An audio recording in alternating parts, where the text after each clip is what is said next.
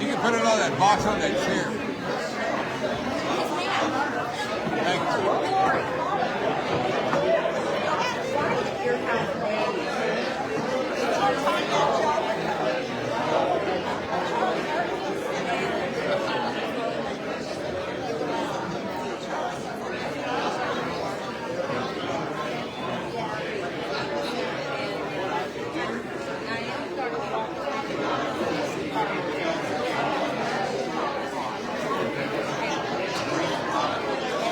Thank you.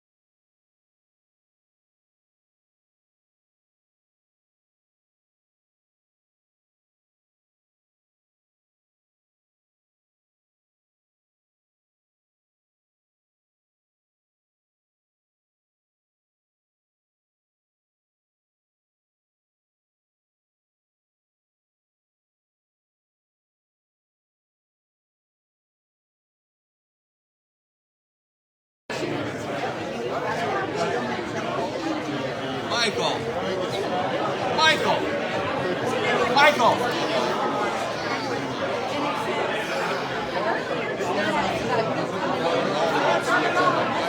I turned it on. It'll go up higher though.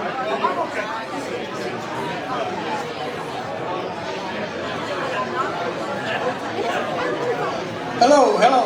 If we can get everybody to their seats, we're going to be starting here in a couple of minutes. Well, actually about a minute. Welcome to Frisch Valley Country Club. We've got a very, very nice crowd. We're going to take care of a few things. I'm going to look to Deborah when she points. We'll start the meeting. At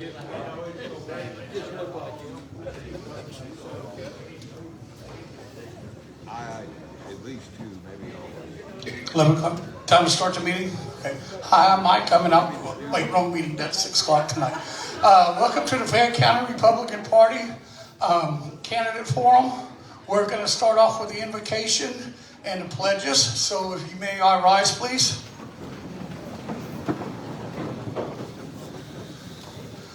I pledge allegiance to the flag of the United States of America and to the republic for which it stands, one nation, under God, indivisible, with liberty and justice for all. Ms. Frank, would you lead the Texas Pledge? Honor the Texas flag. I pledge allegiance to thee, Texas, one state, under God, one and indivisible. Yeehaw!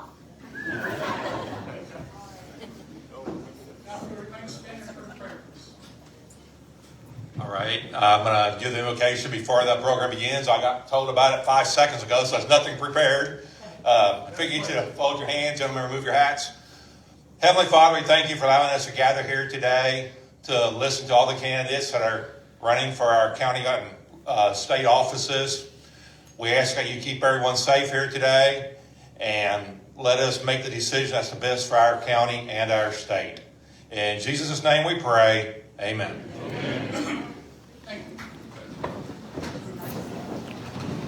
I'll go over a couple of little things and we'll get started. I always start this thing by saying a simple story. It won't stay long, but if you get a chance, take a look at that picture over there. That picture right there, I've got a niece who is my world, and we got a chance to go to the governor's mansion at Christmas time. Well, when you go to the governor's mansion, you get a chance to meet the governor, you sit down, take a picture, boom, gone. Sit down, picture, and boom, gone. That's how it works. Like clockwork. Well, she sits down, and he's got a photographer here, and he's got two little haids here. She sits down, he looks at her, and he starts laughing. He puts his arm around her. He looks at the photographer, he goes, go over there. He goes, y'all go over there. And he's sitting there for like a minute and a half, 2 minutes talking to my niece, and I'm like, what's going on? Well, it was a bond there. And the reason I'm saying that is you have gentlemen running for judges, you have gentlemen running for representatives. Governor Abbott runs the 8th biggest economy in the world, on planet Earth. That's how big a responsibility that man has. In that moment, he was not a governor, he was not a politician, he was like a grandpa. And it's the same thing with everybody running for these offices. It's tough, it's hard, but they're human. They're somebody's son, somebody's daughter, somebody's daddy. They got grandkids, they got everything. Please treat them as such when you're talking to them, the same way you would want to be treated. Don't look at them as a politician, look at them as a human being. We're in Fayette County, we're not in Harris County. So let's remember that. And that's all I ask you. Couple of things. It's been a tough road.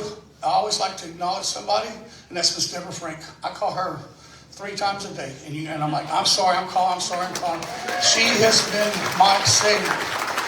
We have a lot of people who have put this together. So I'm going to stop talking and I'm going to let it carry on. First of all, I'd like to introduce the candidates if they'll come up. I need Mr. Josh Holman. Second, I need Mr. Josh Vandiver. Third, Mr. Michael Zwepper and Mr. William Bertson. And at this time, I will allow the moderators to take over. Thank you all so much for coming. This is amazing.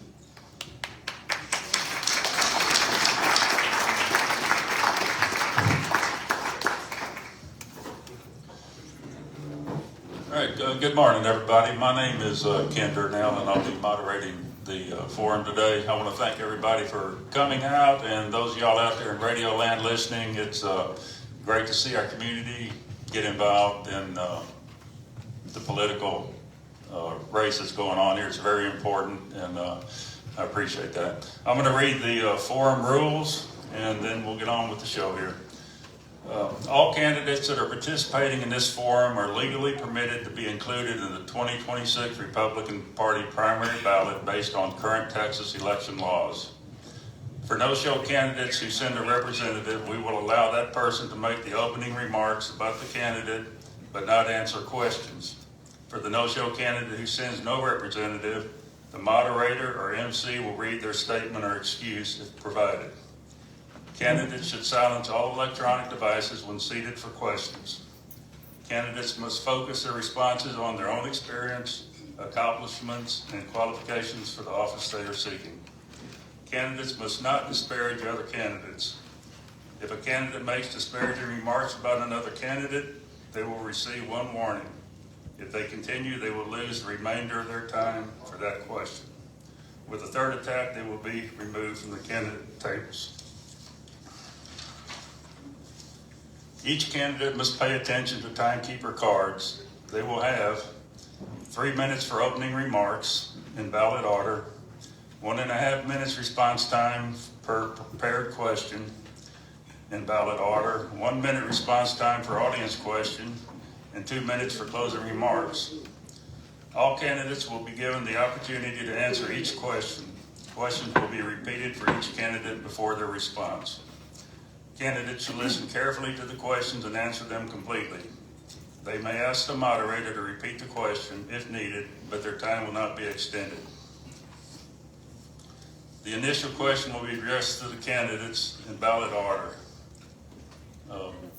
Mr. Holman, then Mr. Vandiver, Mr. Swesper, and then Mr. Burnson, and then the next question, it'll rotate to where the same person not ask the first question every time. So with that, I guess we'll get the show on the road here. What's that? Oh, yeah. We'll start with Mr. Holman with your opening remarks. You have 3 minutes. All right, let's test the sound here. Hey, good morning, and thank you for being here, and thank you to the organizers of this event. You have an important role in this campaign, in this election, and I appreciate the work you did to get this together, so thank you. And for everyone here today, I appreciate you taking out this time in your day to focus on the future of our county and the future of our state. It's very meaningful and it's very important, and we're all very busy, and I appreciate you being in this room today. A special thank you to my beautiful wife, Kelly, because without her support, I wouldn't be sitting up here today, and I certainly wouldn't be running for county judge. But my name is Josh Homan, and I'm running for Fayette County Judge. I'm a husband, a father, an Army veteran, a small business owner, and a city councilman. I live in Flatonia, and I'm running for county judge because I believe our county deserves steady leadership, practical solutions, and a judge who puts people first. I spent over a decade on active duty in the U.S. Army as an aviation officer and a pilot. I was responsible for leading large teams, managing budgets, solving complex problems, and making difficult decisions under pressure. Those experiences taught me that leadership isn't about titles, it's about accountability, preparation, and earning trust. When it was time for our family to grow, we decided to leave the Army lifestyle behind. We wanted to put down roots, and we came home to Fayette County. We knew we could raise our children in a place where people know their neighbors, a place where communities still show up for one another, which is evident by you all being in this room today, and where our children could thrive and be raised with strong values, as well as a sense of responsibility and pride in where they came from. That's the Fayette County my family chose to return to, and it's the Fayette County I want to protect and strengthen for the next generation.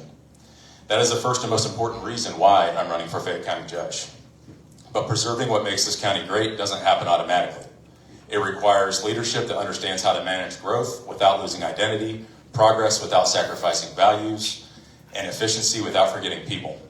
As Fayette County Judge, My focus will always be on thoughtful, steady decision-making that keeps Fayette County a place where families can stay, a place to raise children, and a place where those children can succeed. Fayette County needs a judge that understands the bottom line, knows how to lead and motivate people, and has proven their merit. Someone who can bring together different teams, listen carefully, and make decisions with long-term consequences in mind. My professional military and public service experience has prepared me to do exactly that. I understand the importance of fiscal responsibility, and I'd appreciate your vote for Fayette County Judge. Mr. Vandenberg.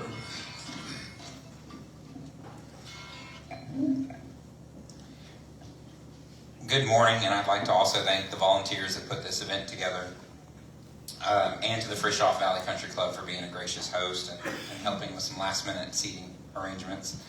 My name is Josh Vandiver, and I'm asking for your support in becoming the next Fayette County Judge. My wife, Kristen Boat Vandiver, and I live in Mullins Prairie with our 6-year-old daughter, Haley, and 3-year-old son, Mason. Kristen's a 4th-generation Fayette County native, and we're extremely proud to be able to raise our family in this community. I have a bachelor's degree from Sam Houston State University, a graduate certificate in public management from the Texas A&M University Bush School of Public Service and Administration, and anticipate graduating from the Bush School this fall. Yes, whoop.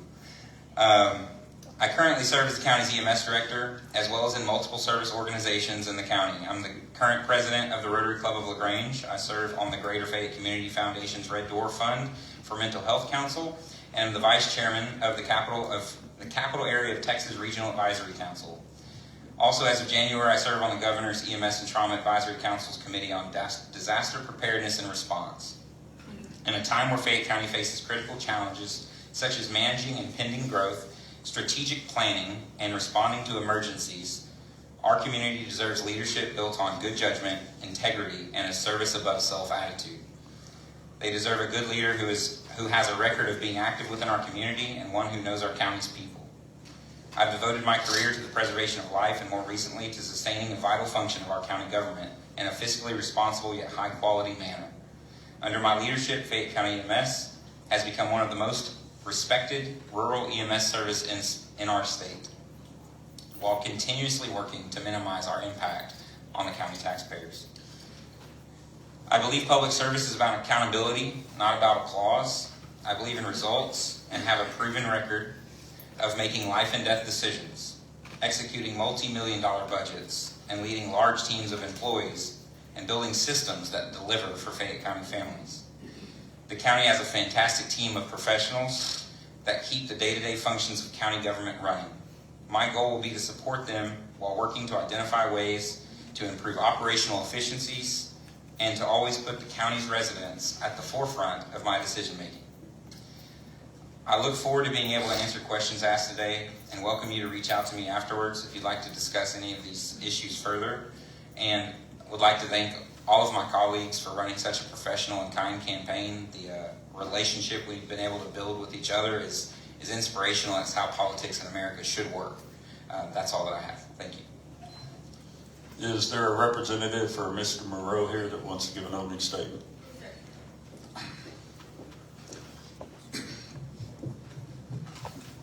Howdy y'all, my name is Reagan Moreau and I am the daughter of Craig Moreau, candidate for Fayette County Judge. I am his representative today because I am eager to share his passion and leadership for this county. He has shown dedication and an unparalleled vision for the future. I am here as an example of that future. Moreau has spent his life stepping forward when everything is on the line. Most of this room met Craig when unprecedented disasters threatening this community were met with preparedness and skill. In those moments, no one cares about politics and no one cares about talking points.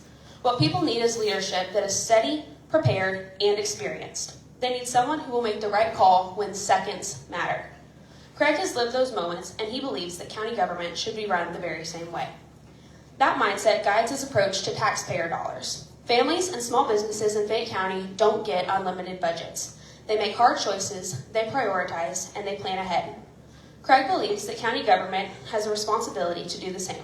Every dollar collected should be earned, transparent, and focused on core responsibilities, not wasted on unnecessary spending and growing bureaucracy for its own sake. Craig also understands something that many politicians forget. Government cannot and should not do everything.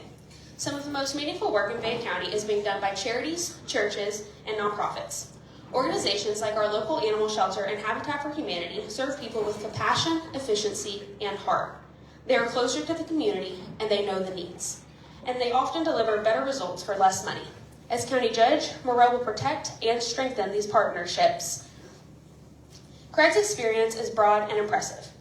He has had an active role in public safety, both as a 20-year Houston firefighter, as a senior captain, and as the Chief of Emergency Management and Homeland Security here in Fayette County. He has also had experience in the private sector and nonprofit leadership. He has hospital expertise, clinical trial research, and his balanced budgets where failure meant real consequences for real people. He has led teams in high-stress situations where calm decision-making wasn't optional, but essential. Craig continued his education while working full-time, earning a Texas A&M Law School master's degree and healthcare management and policy graduate certificate. This was not for prestige, but because the decisions that county leaders make are complex, and Moreau believes that compassion without competence isn't enough, and knowledge without heart isn't leadership. My parents are raising our family right here in Fayette County. I am a junior at Texas A&M University, planning on obtaining my degree in biochemistry and going on to become a surgeon. My younger sister, Madison, is 11, and she's an accomplished quilter, athlete, and 4-H outstanding junior. My baby sister, Lincoln, is 8 years old, and she loves volunteering at the animal shelter and hopes to be an entomologist. This is our forever home, and we want to make it as great as possible. Our family serves through church, schools, volunteer organizations, and local charities. We see firsthand what makes this county strong and what puts pressure on families trying to get by.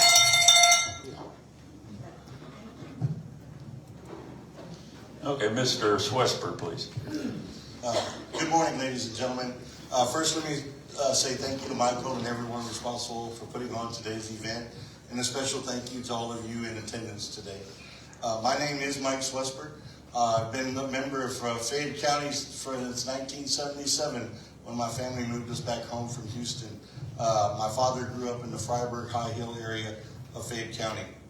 I attended St. Rose Elementary, later Bishop Forrest High School, before attending 2 years of college at Glenn College in Branham, Texas.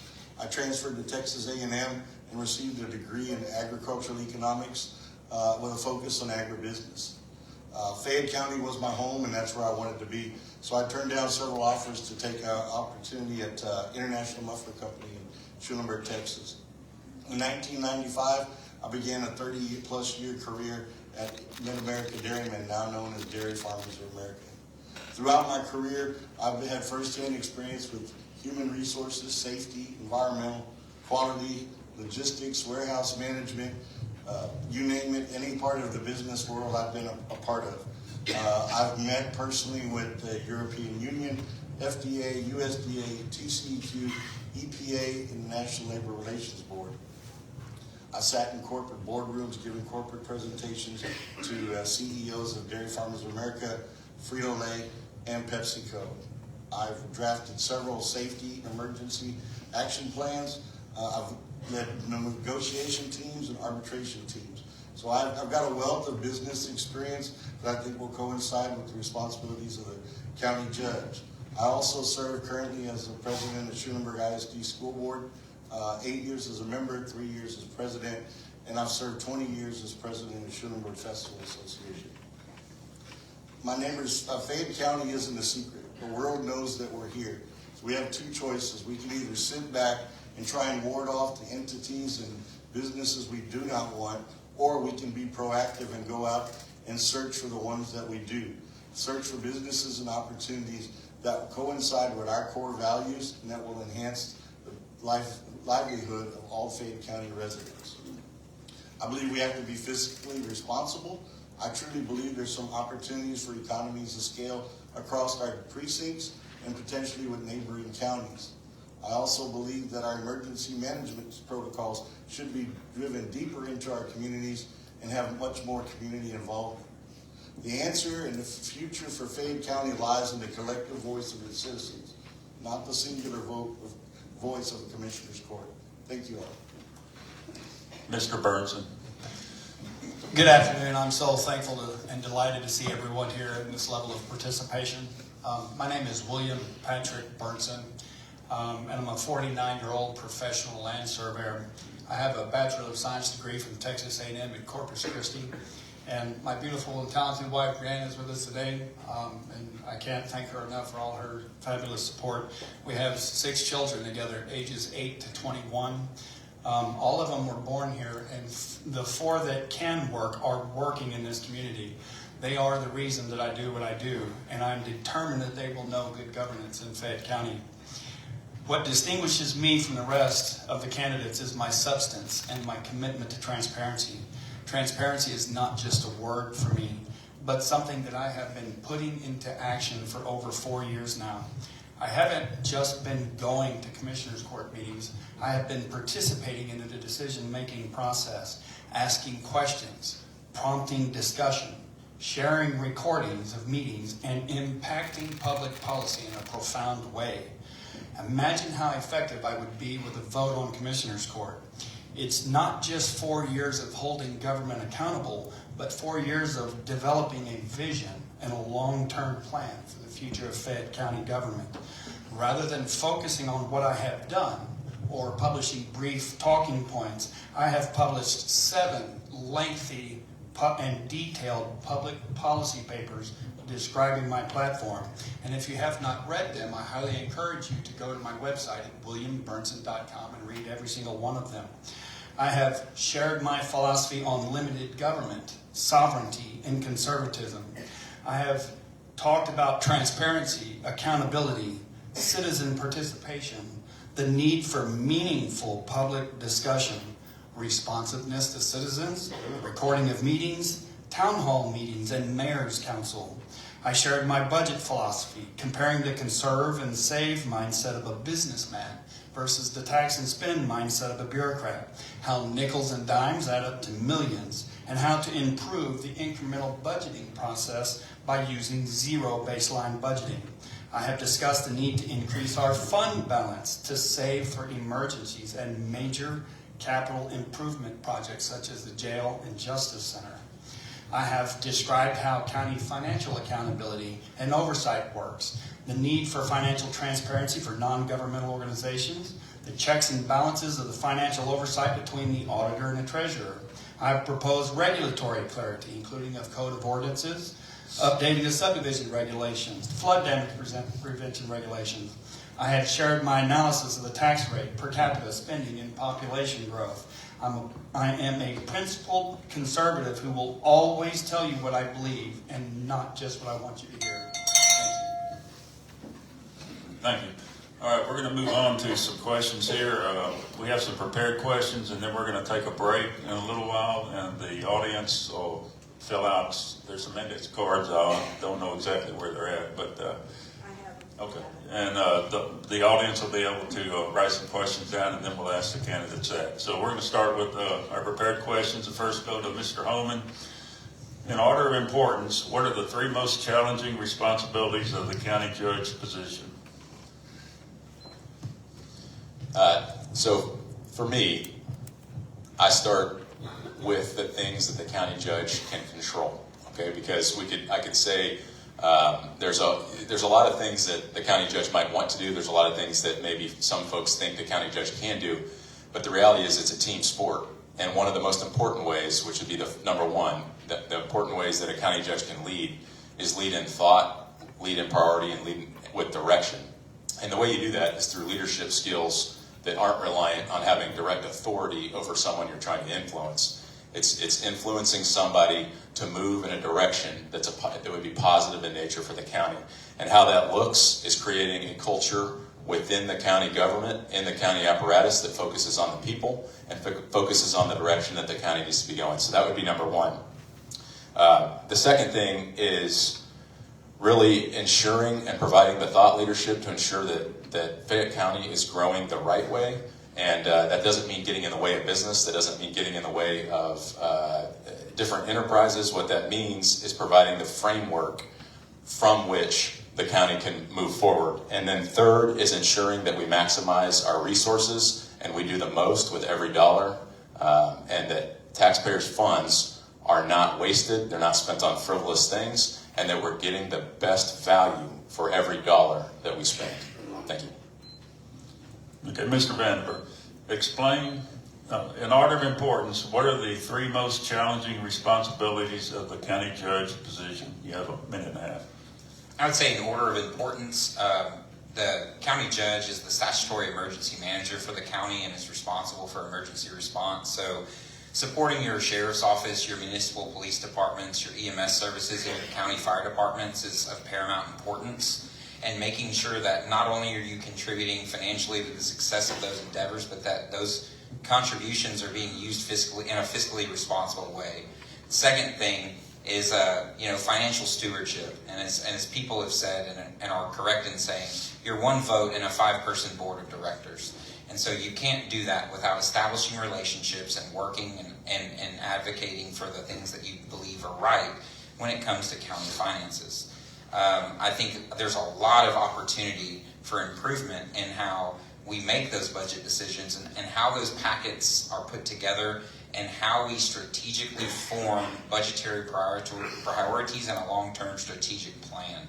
I've seen that over the last 6 years, 5 years as the EMS director. And then I would say the third is advocacy. We need to do better at having good relationships and open doors of communications with city managers, councils, state representatives and senators, and even the governor's office, and even our federal partners. Because in times of crisis or in times of growth, those are people that we can lean on, maybe not for all of the answers, but for support in meeting the needs of our citizens in a fiscally responsible way by using those partnerships that are available. Mr. Swisper, in order of importance, what are the three most challenging responsibilities of the county judge position? I believe emergency management is the number one priority. I suspect every person in this room has some level of family, whether it's children, grandchildren, nieces, or nephews. In a household, the most important thing that you're focused on as a parent or grandparent is the safety of the people in your household. And that's no different as a county judge.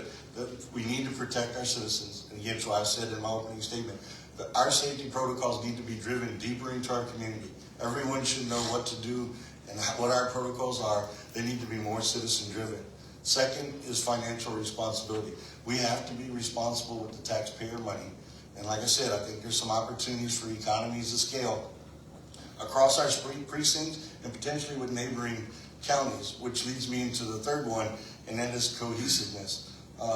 This campaign has given me a lot more access into the people from LaGrange, talking to Josh, both Joshes actually, and William. I see a lot of things going on in a lot of communities, but sometimes we're all pulling for the same goal, but our wagons aren't together. So if you think back in our history, there's a reason there were wagon trains, because you go one wagon alone, you're not going to make it very far. So there needs to be much more cohesiveness and all of us pulling together in the same direction amongst the county as a whole, each city being part of that cohesive alignment. Mr. Burnson, in order of importance, what are the three most challenging responsibilities of the county judge position? The most challenging responsibilities, not necessarily the most important. I'm going to say number one is going to be the challenge of getting everybody working together again. There is some animosity in the county government, and that needs to end. So the number one goal of the county judge is going to be bringing everyone back to the table for civil discussion. And I'm not just talking about citizens, but department heads and elected officials as well. So we need to hear from everybody. We need to get everybody involved, and that is the number one most challenging priority. The second thing I would say is related to the budget, but it's mostly salaries. So there's a lot of people who still believe that they're underpaid in the county. And so we're going to have to do a lot of continue the study of the salaries and figure out where people need salary increases and work on that in a way that's respective of the taxpayer dollars. And that's going to be a challenging thing to make sure that everybody feels like they're paid where they need to be. And then I think a third challenge is oversight. I don't know that there's a lot of oversight going on right now. It's a very time-consuming thing. And as county judge, I was spending quite a bit of time studying audits and budgets and comparing them to other counties. And just making sure that we get the financial reports we need to review that our taxpayers' dollars are being spent wisely and efficiently. And so those are the three challenges I say that need to be addressed first. Okay, the next question will start with Mr. Vandiver. In the last session of the Texas legislature, Senator Colcourse introduced Senate Bill 819, which would have given some common sense protection to private property owners in regards to green energy projects such as wind, solar, and battery storage. No elected officials from Fayette County attended the public hearing. The bill never became law. How would you, as county judge, be an advocate for the citizens of Fayette County and Austin? Well, not on Senate Bill 819, but on House Bill 3000 and a couple of other bills that were impactful to my profession this year. I went to the Capitol multiple times. I spoke with multiple different representatives, multiple different senators, and worked with them for them to understand the just ballooning costs of, for us, healthcare equipment, ambulances specifically. When I was hired in Fayette County in 2020, we paid $239,000 for an ambulance, and in 2021, that same ambulance was $329,000. We did not buy it. We found something cheaper. But the that telling that story to our state representatives with this renewable energy thing, going to Austin and saying, hey, people are beating down the doors of Commissioner's Court because they hate this idea of a windmill popping up in their backyard or a battery system showing up at their neighbor's house that may catch on fire and not be able to be put out. And the county has nothing to leverage to stop it. Help us. Help us, Lois. Help us, Stan. Help us, whoever those people are that we need to go advocate with. Help us do it. And you better believe that I'll be there when the hearing happens. If I've asked for that help and you put that thing on a hearing, I'm going to be there to testify for it, as I've done multiple times already. Mr. Swesper, in the last session of the Texas legislature, Senator Colcourse introduced Senate Bill 819, which would have given some common sense protection to private property owners in regards to green energy projects such as wind, solar, and battery storage. No elected officials from Fayette County attended the public hearing. The bill never became law. How would you, as county judge, be an advocate for the citizens of Fayette County and Austin? Well, one of the things when I announced to run, several of my closest friends asked me, why would you want to put yourself through this? And, so I had some self-reflection. I put together a list of reasons why, and this is one of the reasons why. I do not believe that Fayette County has a real seat at the table when it comes to some of these discussions. I think it's of the utmost importance for the citizens of Fayette County for us to have that voice. I've talked to Ms. Colcourse over the years multiple times.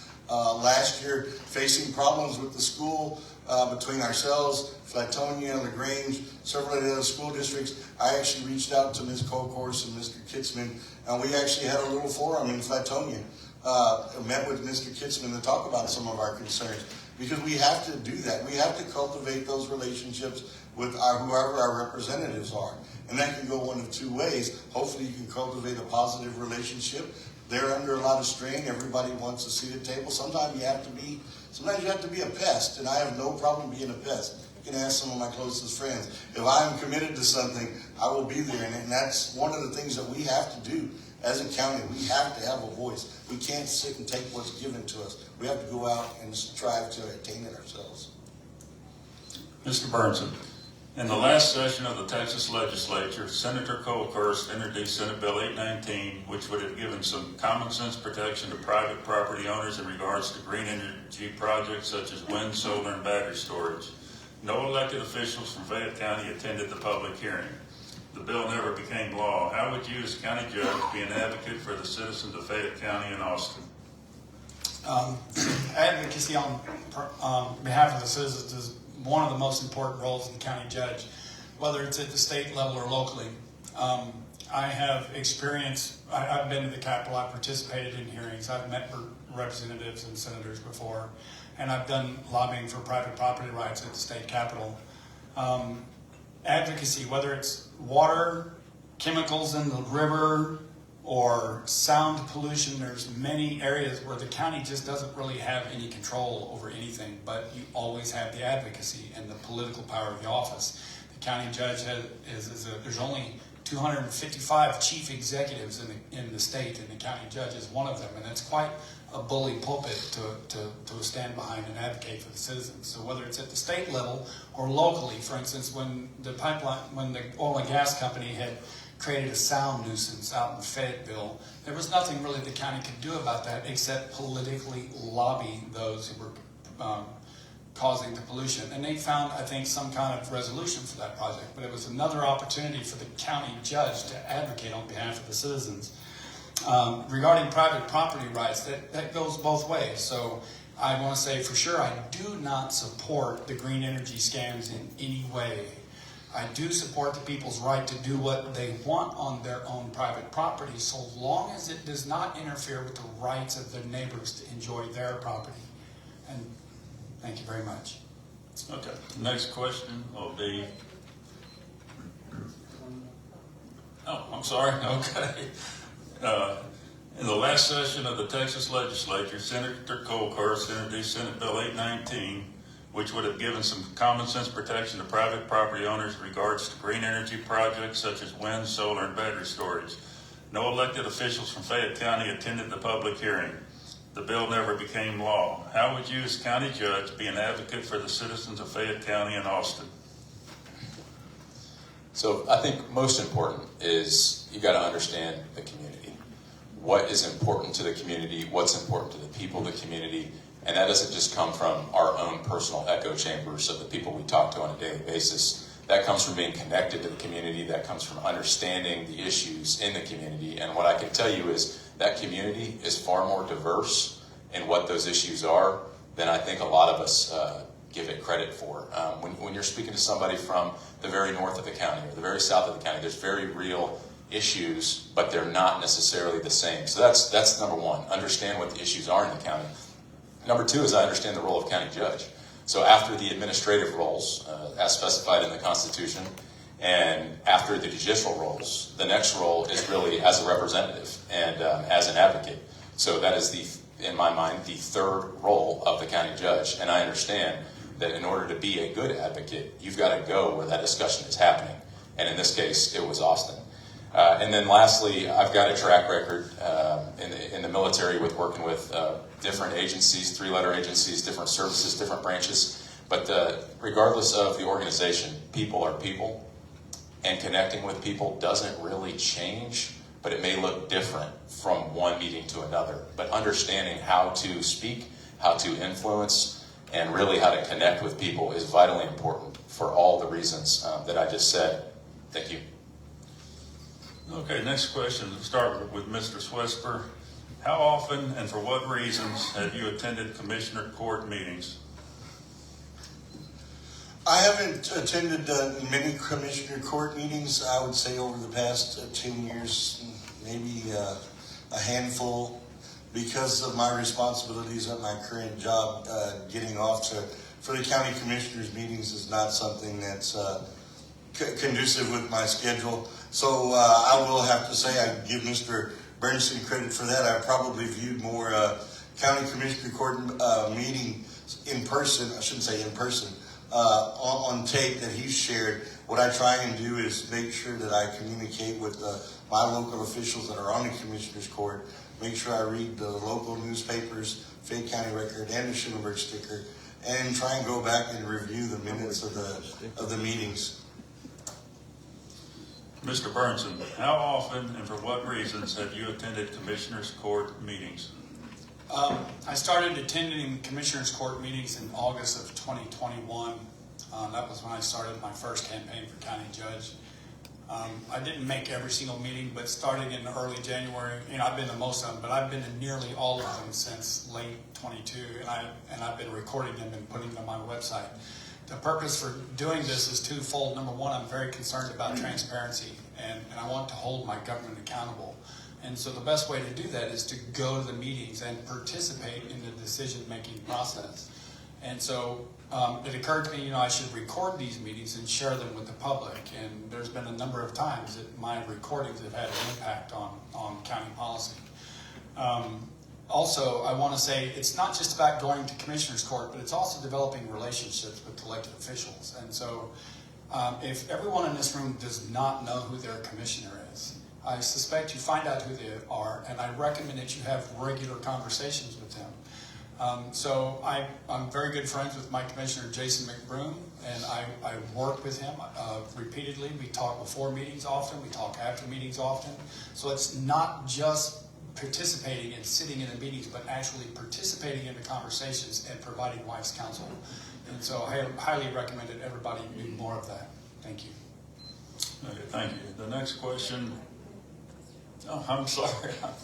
Mr. Holman, how often and for what reasons have you attended commissioners' court meetings? Since filing to run, I've been to all but one of the commissioner court meeting.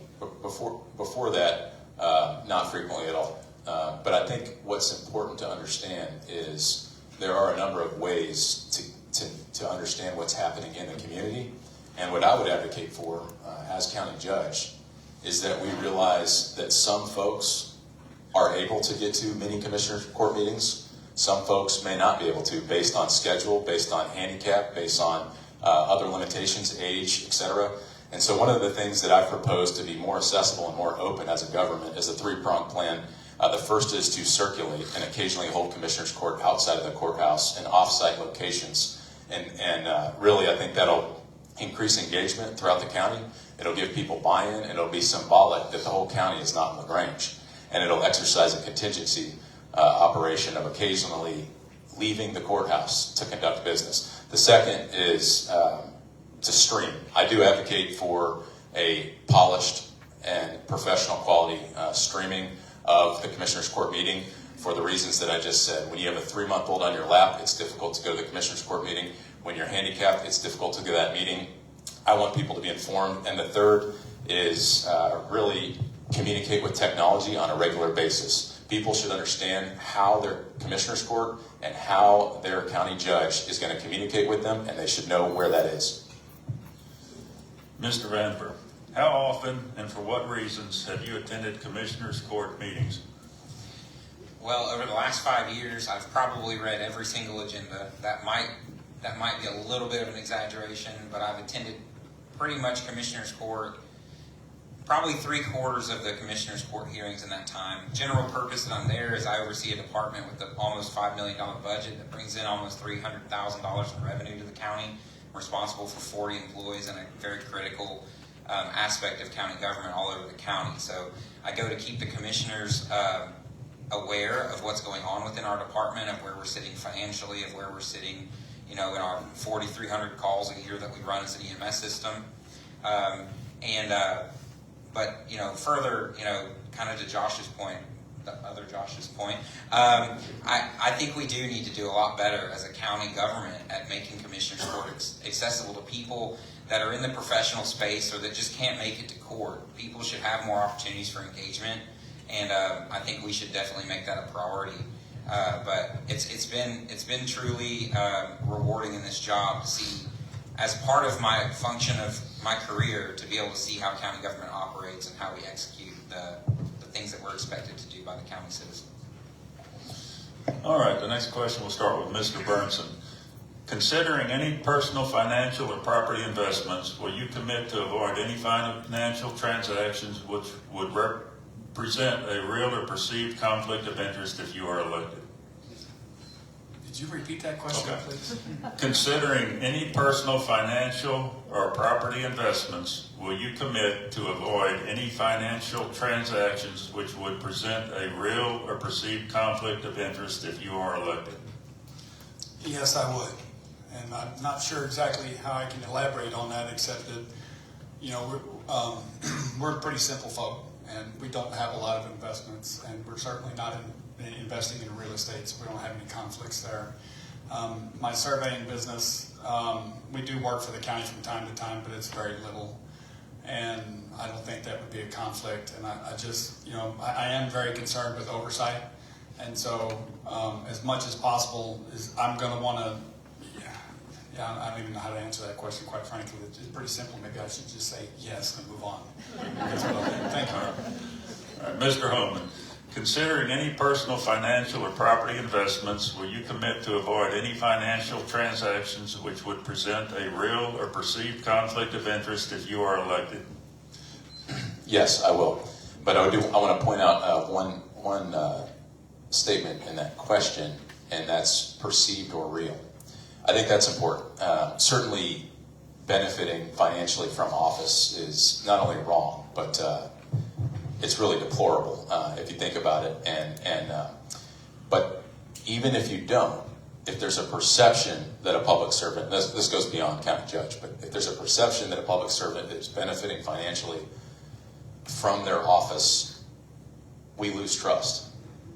And if we don't have mutual trust from citizen to government, from bureaucrat to elected official, from elected official to elected official, the system kind of falls apart. It begins to fray at the edges. And as we all know, any system that's unraveling, any system that's fraying is going to be stressed.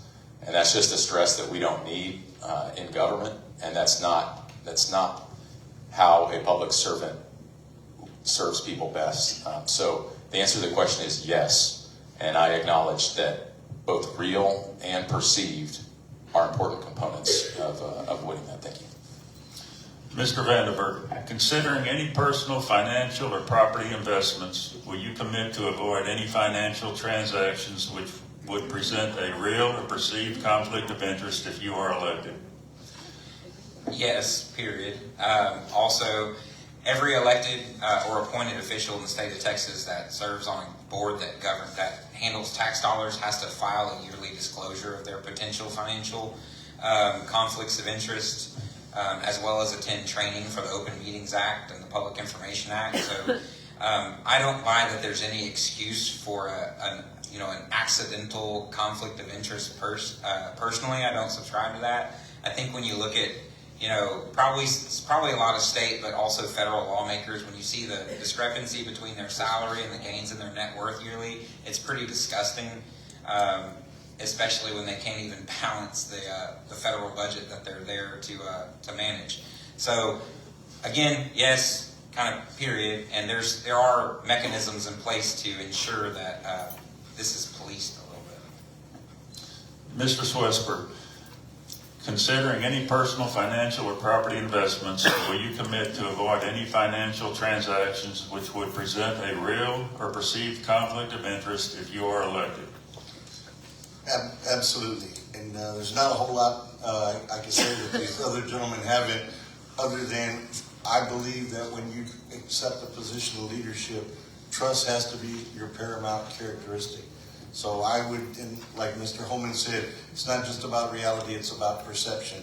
And I think you need to hold, as a county judge, as any elected official, you need to hold yourself to a higher standard to make sure that there can be absolutely zero distraction from you doing your job and being perceived to be doing anything wrong. On the positive, even more positive note, I went to the grocery store and to True Value this morning, spent $150 on raffle tickets and goodies, and I got a sneaking suspicion Mr. Frisch is going to talk me into buying something at the Go Texan event tonight. So you don't have to worry, Fayette County. I'm not going to have enough excess money to get myself in any trouble. Thank you. All right, this will be our final question for the prepared question, and then we'll take about a 5-minute break. And you'll have a chance to put your questions on the index cards for us to ask the candidates. This will be our last question. And let's see here. What type of this will be for Mr. Homan. What type of new businesses, if any, would you like to see come to Fayette County? And should the county offer incentives, such as tax abatements, to businesses that come here and create significant employment opportunities?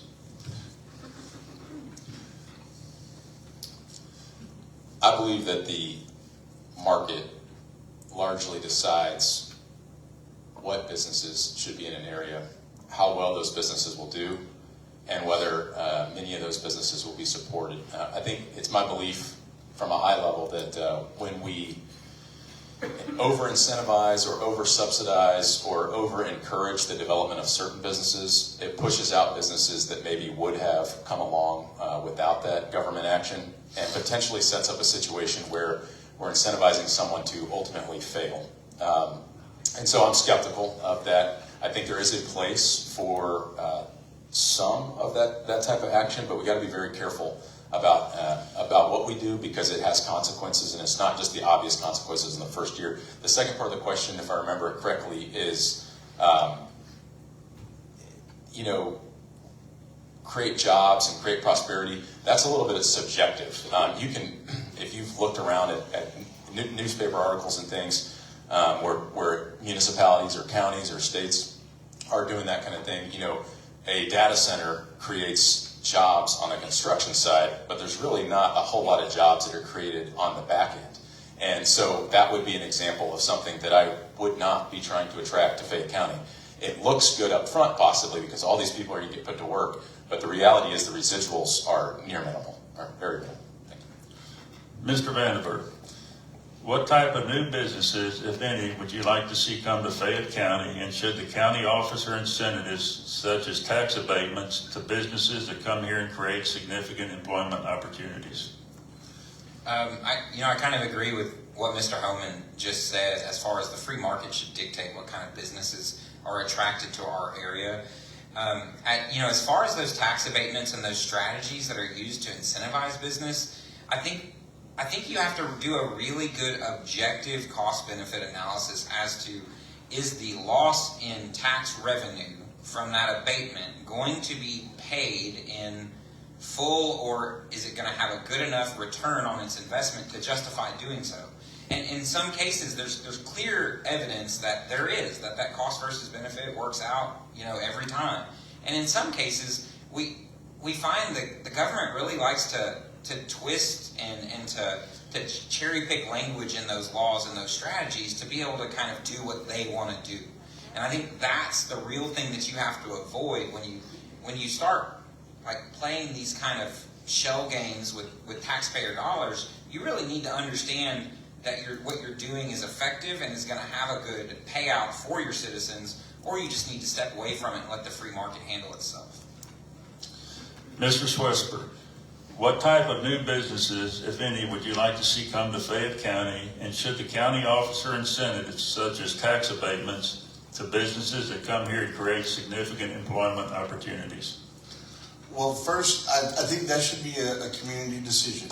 It would be one of my top priorities. As a county, what type of businesses would like to see coming to Fayette County?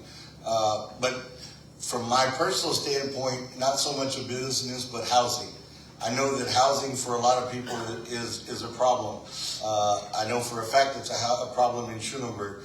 At our employment, we employ over 250 people, and there was a time where almost 90% lived in Schulenburg. Now it's closer to 50 or 60%. We need people to be able to live in our county. They earn a wage here. They need to spend the money here. I would also like to see, how can we find businesses and entities that will create good paying jobs. If we want our youth to keep coming back, we have to have a place for them to earn a living, to be able to raise a family. I will say this, while I do not oppose tax abatements, I think we need to be very, very careful. I was limited, but part of discussions when Dairy Farmers of America did a $16 million expansion back in 2015 and 16. And it's easy as a business to talk about all the jobs you're going to create right away, the positive impact you're going to have, but oftentimes that comes slower. So when as a county, we agree to those abatements, and we have to make sure that there are some checkpoints in there to where the county gets reimbursed if they do not hit their goals. Mr. Burnson, what type of new businesses, if any, would you like to see come to Fayette County, and should the county offer incentives such as tax abatements to businesses that come here and create significant employment opportunities? Well, let me start by saying that I would like to see more businesses here, but I would have to say that it's not really the job of the county judge to either promote or discourage businesses moving here.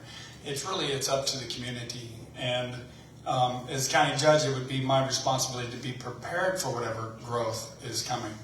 And on growth, I'm not convinced this county really wants growth. I'm not sure it would welcome many businesses. And so, I don't know how you bring new businesses to an area that's not really growing that fast. And Fayette County is only, of the 9 counties in our region, we're the 3rd slowest growing county.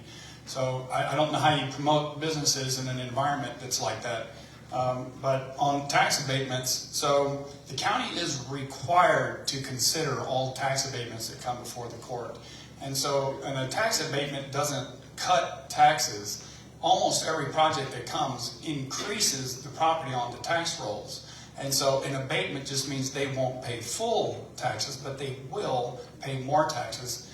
And the tax abatements are a tool, can be used as a tool by the county to get concessions from those businesses. So while we don't be too quick to dismiss the tax abatements, it happened with this battery storage facility. We didn't get a tax abatement for them, but had we may have gotten some concessions out of them for fire protection, for instance. Thank you. All right, thank you. We're going to take a 5-minute break, and if you have a question, grab the index card and fill it out, and we'll get back to you here when we start over.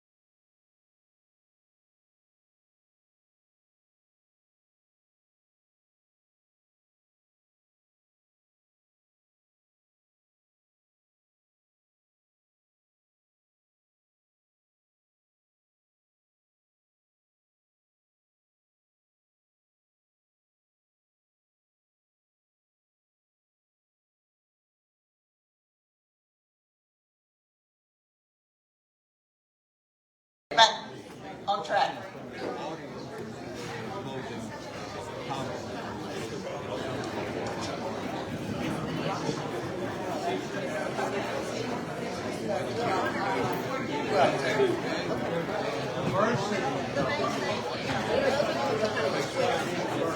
And if y'all want, while y'all are sitting there and the waitresses are walking around, they do have a menu available. So if y'all are hungry, you can order some food.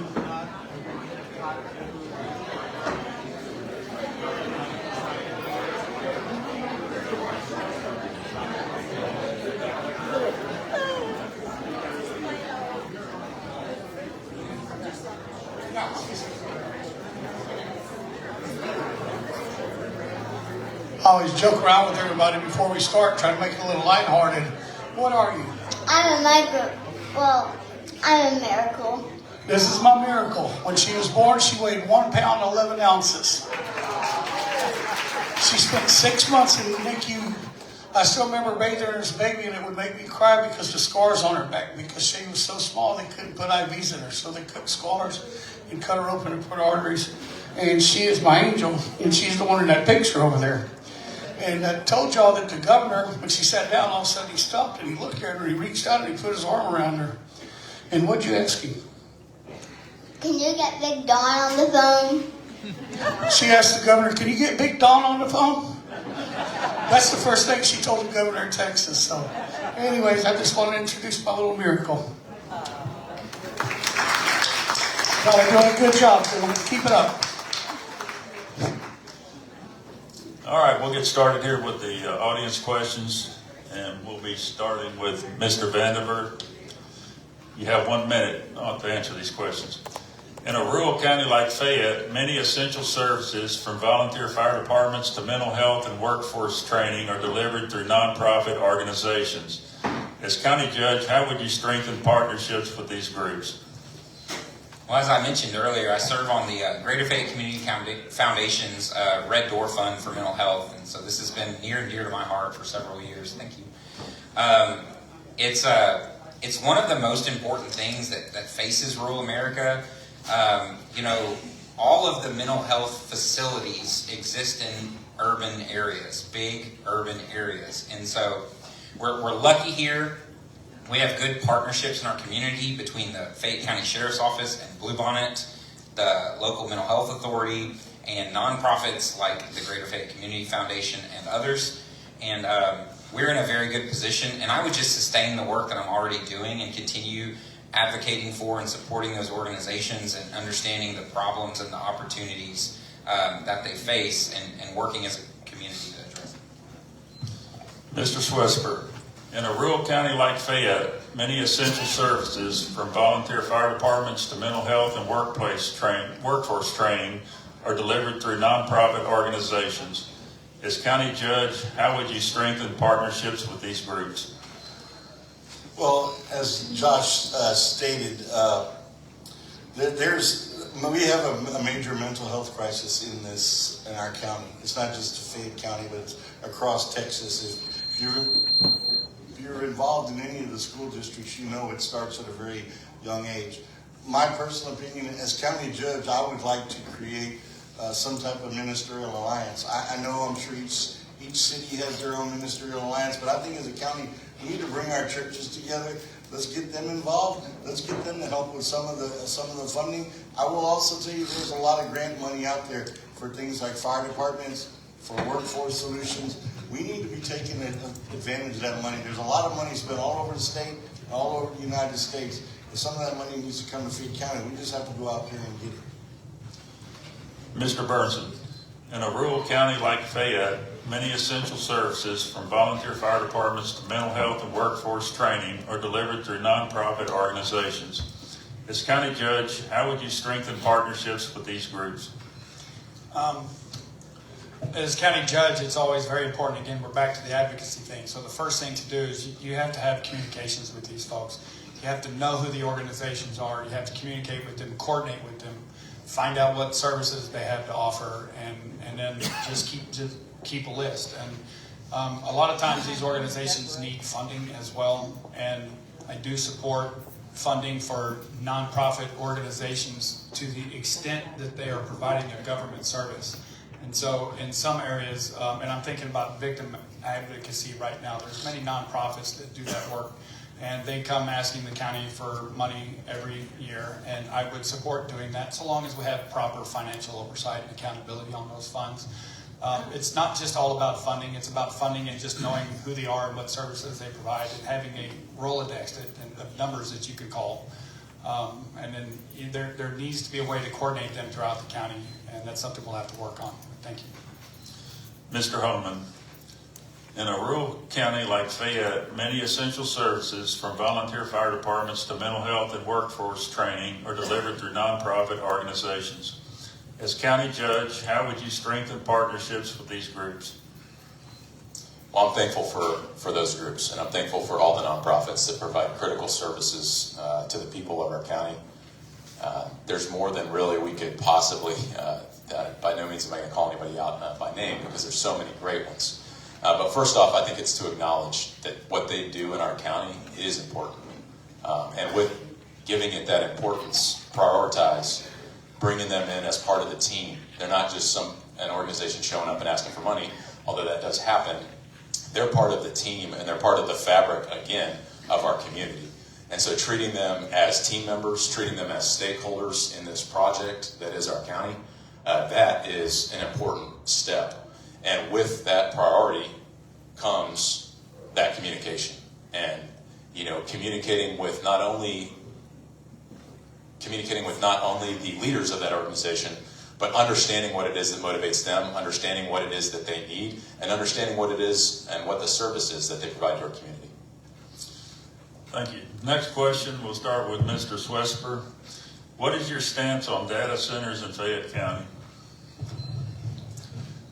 So, data centers, my biggest opposition to data centers is the amount of groundwater it takes for cooling those centers. I do not think that is the type of business or entity that's going to enhance the quality of life for Fayette County. It's not going to bring in, I don't think, the type of jobs that we need. I think there's other industries out there available. And groundwater is one of our most precious resources. Whether you live in the city or you live in the country, right about now we're all wondering when we're going to get the next rain because there's a lot of wells going dry, and it's just not the right opportunity for Fayette County. Mr. Burnson, what is your stance on data centers in Fayette County? On data centers, this is really about private property rights. And so those property owners have the right to develop the property as they see fit. And in my opinion, so long as they do no harm to their neighbors.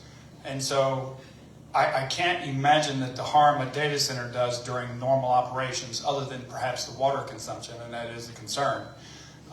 The county doesn't really have anything they can do about water consumption. We don't have that right to regulate water consumption. It's something that we have to go to the state and advocate for. So you can't really stop data centers and projects like that. However, if they come asking for tax abatements, that's a completely different story. If the tax abatement is necessary for the viability of the project, then you have an opportunity to kill the project, and you can refuse the abatement, and that'll make it go away. In the case that the abatement is not necessary for viability, then you're more limited at what you can do. Mr. Holman, what is your stance on data centers in Fayette County? Well, in general, I do not want the beautiful land and the beautiful, we're the number 3 beef producing county in the state, and we've got we just live in a beautiful county. And while beauty isn't everything, it is important. And so, can the county judge stave off every potential project or something having to do with data centers? Probably not, no. And that's probably not the job as it's specified. However, I would say I certainly would not look to attract data centers to Fayette County.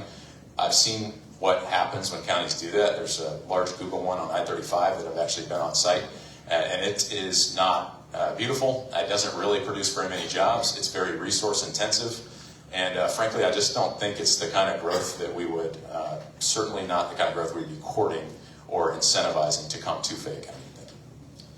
Mr. Vandiver, what is your stance on data centers in Fayette County?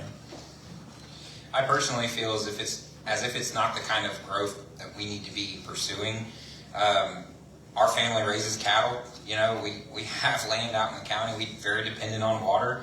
And as we've heard in the last forum, as we've seen on the news, water is kind of the resource that everyone's worried about right now. And so the other thing, and I don't know a whole heck of a lot about the ongoing operations of these data centers, but I would imagine that once the construction's completed, the true economic benefit of that to your community is probably somewhat limited. So I'm very skeptical of it. I'm not in favor of it, but you know, I think you would have to work collaborative as a government body to really investigate and determine whether or not that would be good or not. Generally, my opinion is that it's not. Okay, next question, we'll start with Mr. Burnson. What influence can the county judge have on the Texas Department of Transportation to maintain state roads in Fayette County? What, pressure? I mean, What influence? What influence? Okay, so again, the county judge doesn't have anything to do with state roads, but there's that advocacy thing again. And so if there's ever a situation that happens on a state road, and there was one recently where somebody alleged a dip in a state road nearly killed someone down in the south end of the county a while back, and they had made comments on Facebook, and they were told, well, go contact TxDOT. And I say, well, if I'm county judge, you call me, and I'll contact TxDOT on your behalf. And that's one of those things that is, as an advocate, the county judge is responsible for taking care of everyone in that sense. And I don't mean like taking care of people, but there's always that responsibility to advocate, and whether it's the state, the local level, other counties, or whatever might happen. Thank you. Mr. Holman, what influence can the county judge have on the Texas Department of Transportation to maintain state roads in Fayette County? In my view, the county judge absolutely has a role to play when it comes to state roads. Though the county judge is not in charge or is not funding state roads, as the advocate, as that third prong of the three principal duties of county judge, somebody's got to go to bat for this county, and I have no problem working, and I've worked with a couple TxDOT engineers and supervisors, and so really a lot of that is communication. And it's ensuring that whatever we do get from TxDOT in terms of improvements or attention, et cetera, is the best that we could truly get. So certainly as county judge, I would have a role in that, and I have no problems with going to bat for the county there. Also, roads are interconnected, so while the county may not fund the improvements of those state highways, when a state highway or an FM that's maintained by TxDOT is improved or falls into disrepair, it affects other traffic. And so we got to look at the bigger picture of how a Texas-funded road and maintained road affects the other roads. Thank you. Mr. Vandiver, what influence can the county judge have on the Texas Department of Transportation to maintain state roads in Fayette County? Well, I think the key piece here, aside from advocacy here, is you have 4 subject matter experts on that commissioner's court with you that all do roads as probably half of their job, if not more. And so I think you bring one of those experts with you. You contact the district engineer in Yoakum. I made the joke, and it didn't land well once, with TxDOT after the winter storm when we were debriefing years ago. I made the joke that TxDOT is great at coming out and sanding our roadways as soon as vehicles start sliding off of them. And that did not go over well. And so this time we actually had a conversation with TxDOT on Thursday and then on Friday, and we made sure that we understood what the process was. So I think just meeting that district engineer, which I have, and then having a relationship, having that cell phone number, and being able to advocate there. And then if you have to take that up the chain of command with your senators and your representatives, then certainly you should do so. Mr. Swisper, what influence can the county judge have on the Texas Department of Transportation to maintain state roads in Fayette County? Again, as most of the gentlemen have previously stated, you have to be an advocate. You have to get in their ear. I agree with Josh. You have to involve your commissioners in the precinct that it specifically affects. But you have to stay on them. You have to be aggressive. You have to, at some point, you have to pester them. I know in Fayette County where I live, there was a 6-month project that turned into an 18-month project that caused us to have a temporary fence for well over a year.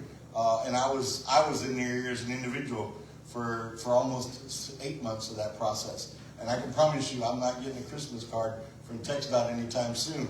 But if you're not in their ear, then you're bottom of the list, and you have to be an advocate for your county. Okay, our next question will start with Mr. Homan. Why are commissioners' court meetings at 9 a.m. during the work week, and do you predict this will be changed, and how? Well, it will be. If I'm county judge, I'll work to do that. Now, I don't have sole authority necessarily on many things, and I think that's an important thing for everybody to understand. But that's a great question, and it relates back to the question earlier. I would advocate for, if there's 2 a month, 2 regular scheduled a month, maybe 1 is in the morning and maybe 1 is in the evening. Is that a little bit annoying for some of the folks that work for the county? Yeah, possibly. But I think that what's important is it convenient for those who are not working at the courthouse? And that's something I would look to do. And again, I'll reiterate, I would like to circulate that meeting outside of the courthouse periodically, maybe quarterly. I would like to stream it so folks can see it from home. And I would like to communicate and be consistent in communications so that when you wonder what's the county saying, what's the county judge saying, you know where to look, because I've communicated with you before as county judge, and therefore you know exactly how to get a hold of me, and I know exactly how to communicate with you. Thank you. Mr. Vandiver, why are commissioner court meetings at 9 a.m. during the work week, and do you predict this will be changed, and how? I think the why is interesting. I don't think it's a simple matter of convenience. I think most of the county staff that works commissioner's court are hourly employees that put the packet together, that present on the matters at hand. Most of the people that are doing business with the commissioner's court, they're coming to do business. It's not acceptable in my view that there's no way for someone that works from 8 to 5 on Thursday to participate. And I think that's where streaming comes into hand. But I also think there's a little bit of a fiscal impact with paying overtime for people to come in at 6 p.m. or stay until 6 p.m. Or you can let them come to work late that day and flex that time, So I think there's a lot of things to think through before you just blindly commit to moving commissioner's court to 6 o'clock on a Monday evening or something like that. But I certainly think the idea is valid, and the criticism I think is valid. I think the community has to come together and really demand kind of what they would like to see. Mr. Swessler, why are commissioner court meetings at 9 a.m. during the work week, and do you predict this will be changed, and how? Again, as previously stated, I think the reason it is at 9 a.m. is because, again, you don't want to pay overtime. It's the county employees that are putting the meeting, most of the packets together. A lot of the people that are at Commissioner's Court are doing business during their normal hours. I personally think we need to talk about it as a community and find out how best does Fayette County residents want to find out about what's going on during the Commissioner's Court. Again, as I mentioned earlier, I'm a victim of not being able to attend in person because of my schedule. But I think we really need to find a way. How do people really want to get that information? Do they really want to sit there and listen to a consent agenda? I've been at school board meetings, city council meetings, and we attended a really nice ceremony last night for the Chamber of Commerce with very, very low attendance. We need to decide, is it important for people to actually attend the meetings, or do they want to know what the outcome, what are decisions being made? I think there's a better way for us to communicate the nuts and bolts of what's happening as opposed to forcing people to sit there. Amen. Mr. Burnson, why are commissioner court meetings at 9 a.m. during the work week, and do you predict this will be changed, and how?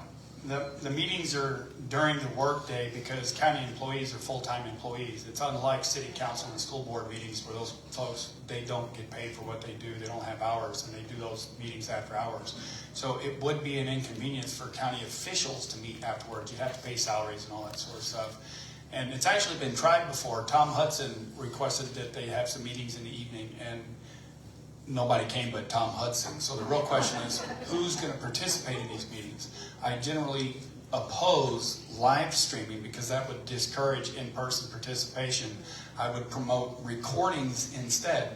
And I would consider having possibly some of the budget workshops in the evening or after hours, because the people are usually most interested in the budget in the first place. And so as a pilot program, I would consider having some of the budget workshops in the evening to see how many people show up. And that was all. Thank you very much. This is going to be our last question from the audience. We start with Mr. Vandiver. The county judge works closely with commissioners, cities, and state agencies. How would you describe your leadership style when there's disagreement or competing priorities? You know, I think you have to come to everybody where they're at. Different people have different communication styles, different level of emotion when they come to things. You know, I'm a very objective thinker.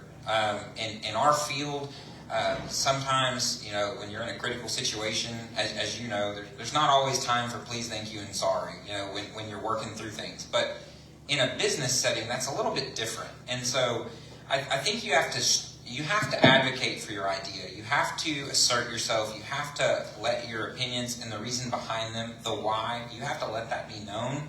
But, you know, at the end of the day, I think everyone should be, and this is kind of largely what's absent, I think everyone should be able to stand up, shake hands, smile, have a conversation, and move on with their day.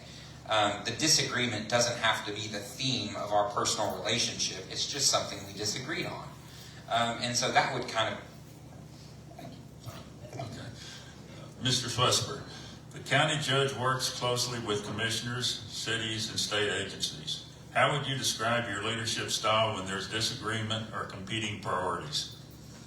I would describe my leadership style as a facilitator. I've been leading teams for over 30 years, and invariably whatever team I get involved in, somehow I end up finding myself in charge, because I am that person that can keep an open mind, facilitate discussion, listen to every person's point of view, and then oftentimes I'm the person that's asked to be the one to resolve the conflicts, because conflict just delays constructive destructive discussions.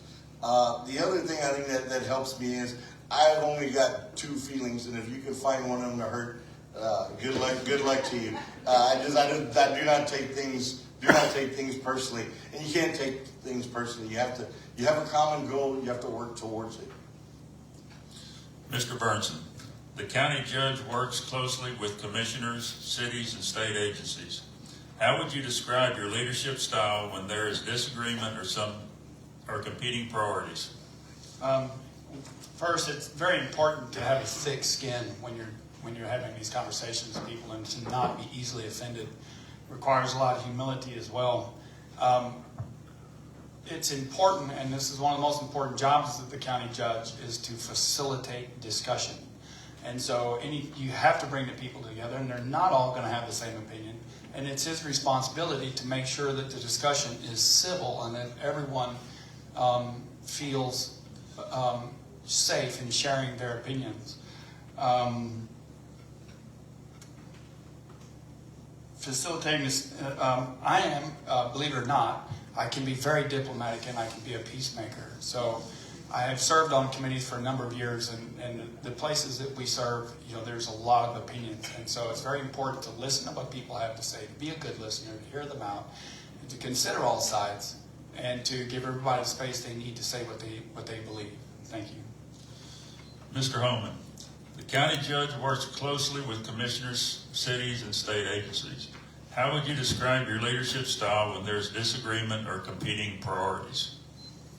I describe it this way: firm, fair, and consistent. If you think about, no need to overcomplicate this, nothing will change in terms of leadership style. That is baked into the cake. At this point, I have experience, and I will take my experience into that job. Now, how that manifests itself will look a little bit different, just because every job, including this one, you must interact with the folks around you in a different way, potentially. But I think firm, advocating your position, advocating for a priority, fair, understanding that others have other priorities and others have other things that matter to them. And I would argue most importantly is consistency. We can all deal with somebody that's maybe a little bit prickly, somebody that's maybe not the most fun to talk to, but it's when people come from this direction and then that direction, you never know which version of that individual you're going to get. That is difficult. But if I'm one thing, I am consistent. Thank you. All right, that's the end of the questions. We're going to go now to closing remarks. You'll have 2 minutes, and we'll start with Mr. Burnson. I want to thank everybody for being here today. Government is a participation sport, and to see all these people in this audience, it's really important.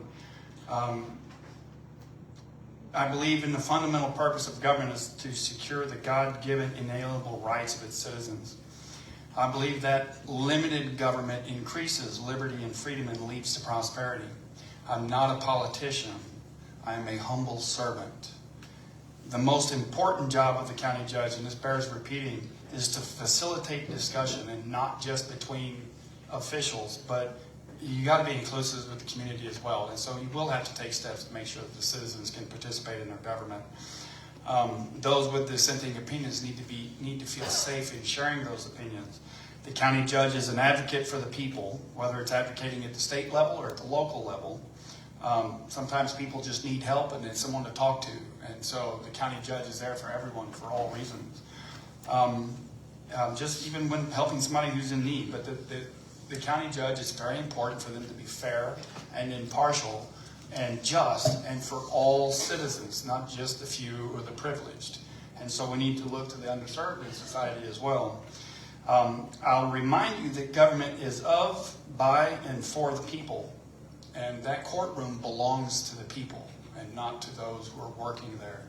And so people want to be heard and elect me, and I will be your voice. Thank you for your support, and God bless Fayette County. Mr. Homan. Thanks again to the organizers. Thanks for all of you for being here today. And this is a great demonstration that we care about Fayette County's future. You've heard a lot of ideas today, experience, priorities.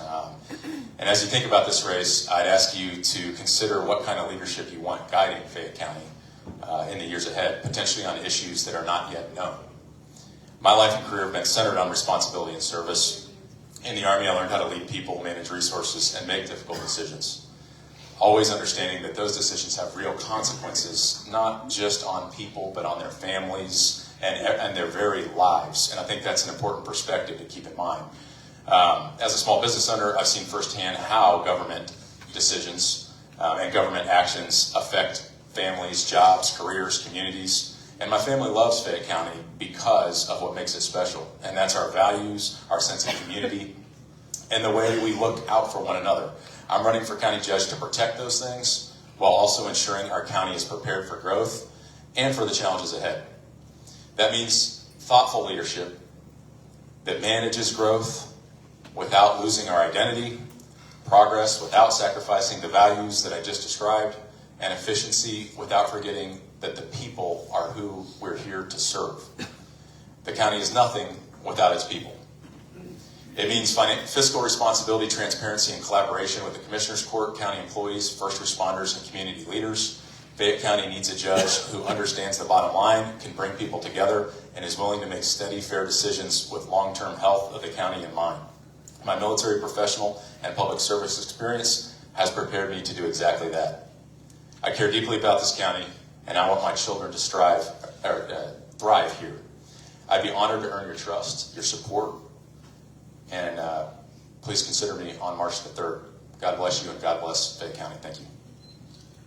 Mr. Vanderburg. I want to thank everyone for coming out. I think it's already been said, but this process, this experiment that we call, our republic doesn't work without people that show up and hold their government accountable and participate in the process to elect their leaders. I want to thank my wife, my family that's been supportive of us, and I don't know that they'll understand it, but the toddlers that are having to get drugged around all over the place, I'm going to be sure to tell them thank you too. Maybe just ice cream is the move there, but I started my career in public safety 3 years after I graduated high school. I actually started serving as a volunteer firefighter in high school. I started my career as a paramedic in 2010. over a decade of that time has been spent here in Fayette County. And I didn't move here because I wanted to run for county judge. I didn't move here for politics. I moved here because this is a beautiful place to live with just unlimited potential to stay that way and to grow families and to be a place where people can come and still experience good, conservative country life. And I want to work every day as your county judge to fight for this community, to advocate for this community, to gain a seat at the table, both at the state and federal level, to have the priorities of our Republican Party, our county's constituents heard at the federal level and at the state level, and continue the good work we've done. If elected, I promise that I'm going to lead with transparency, pragmatism, fiscal responsibility, and respect for all of our county citizens. I respectfully ask for your vote and for your support, and hope that together we can build a better, more resilient Fayette County for future generations to enjoy. Thank you. Do we have a representative for Mr. Moreau?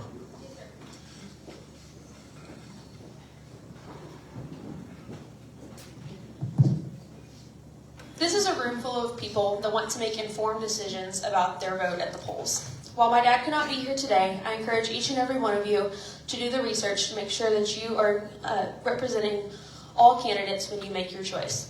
I encourage you to visit www.votemoreau.com to learn more about his platform, or you can come talk to me or him in person. I'm happy to give out his phone number and any contact information that you need so that you feel like you are getting an adequate representation of who my dad is and how he's going to lead this county. Craig Moreau has experienced firsthand that hard times require courage, resilience, and the ability to move forward. He is prepared to bring all of these things to the political seat in 2027, and I encourage each and every one of you to think about that and know that your choice is built on the proper information on not only these 4 candidates, although they have done an amazing job today, but on the 5th candidate that I truly believe will lead our county into the next 4 years. Thank you so much. I hope you enjoy the rest of your day, and I appreciate your dedication to making the right decision. Mr. Swester. Once again, thank you to the moderators, to Michael and everyone responsible for putting this on today. A special thank you to all of you in attendance. I mean, you're taking 3+ hours out of your day to sit here and listen to us candidates. It tells me that you care about Fayette County and what's best for Fayette County. If you haven't realized by now, I'm definitely not a polished speaker. I do not have a booming personality, and you're not going to see me on the cover of GQ magazine anytime soon. But when you get Mike Swesper, you get 110% of me. Every job, every role I've ever had, I've given 110%. My personal priorities always take a back seat to my professional responsibilities. My family can tell you that. And the reason for that is I believe when you're in a position of authority, a position of leadership, people have to know that you'll be there when they need you most. I've been very fortunate to gain a lot of skills in working in Fayette County, and I think I can take those skills and as a county judge and do what's best for Fayette County. My goal is to protect the core values. I've been here a long time. This is my home. I've got family, a niece and a nephew that want this to be their home. I want to do what's best for Fayette County. I want to protect our core values, but I also want to bring new housing and opportunity to Fayette County. And y'all, you have a unique opportunity. There are 5 candidates running for this position, which I'm not sure when the last time that's happened. And like I said at the last forum, it's kind of hard to go into this hoping you won't like any of these people. But I mean, actually, I spent more time with a few of these guys than I had my niece and nephew the last couple of weeks. I'm going to tell you, you can't go wrong. All I'm going to tell you is, if you vote for me, I pledge to you to give you 110% every day to validate the trust that you place in me. So thank you all again for being here.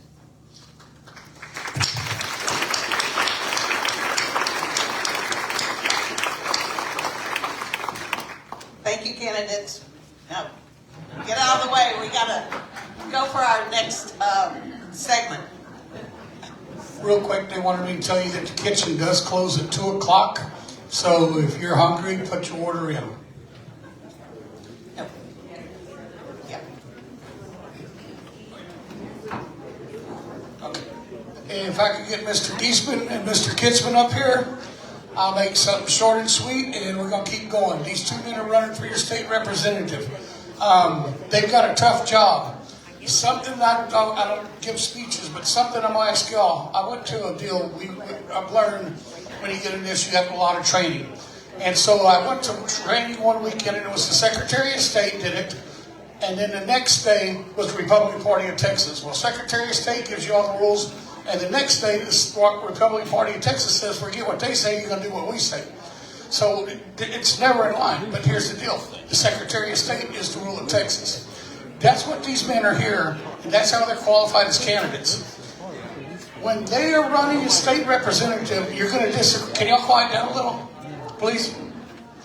When they are state representative, and one of these men will be your state representative, there's a lot of things that are said about Mr. Giesman, about Mr. Kitzman. What people need to understand is they are your state representative. So while one of these 5 men are running for county judge and trying to get them to help them, it doesn't help when there's a bunch of Republicans going, oh, this dude's this and this dude's that. Fayette County don't need somebody like that. Fayette County don't need something like that. We have a hospital coming. We have EMS expanding. We have law enforcement. We need a lot of help in Fayette County. So when one of these men are elected representative, respect the job. Thank you.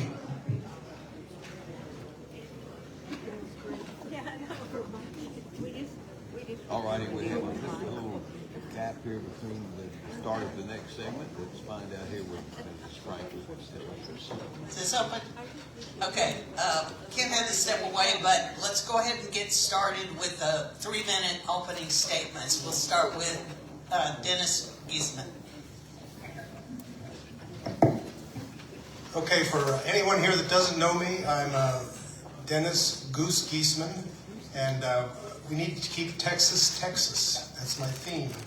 I want to represent you, the grassroots Republicans, the grassroots common sense conservatives, and not the Austin lobbyists.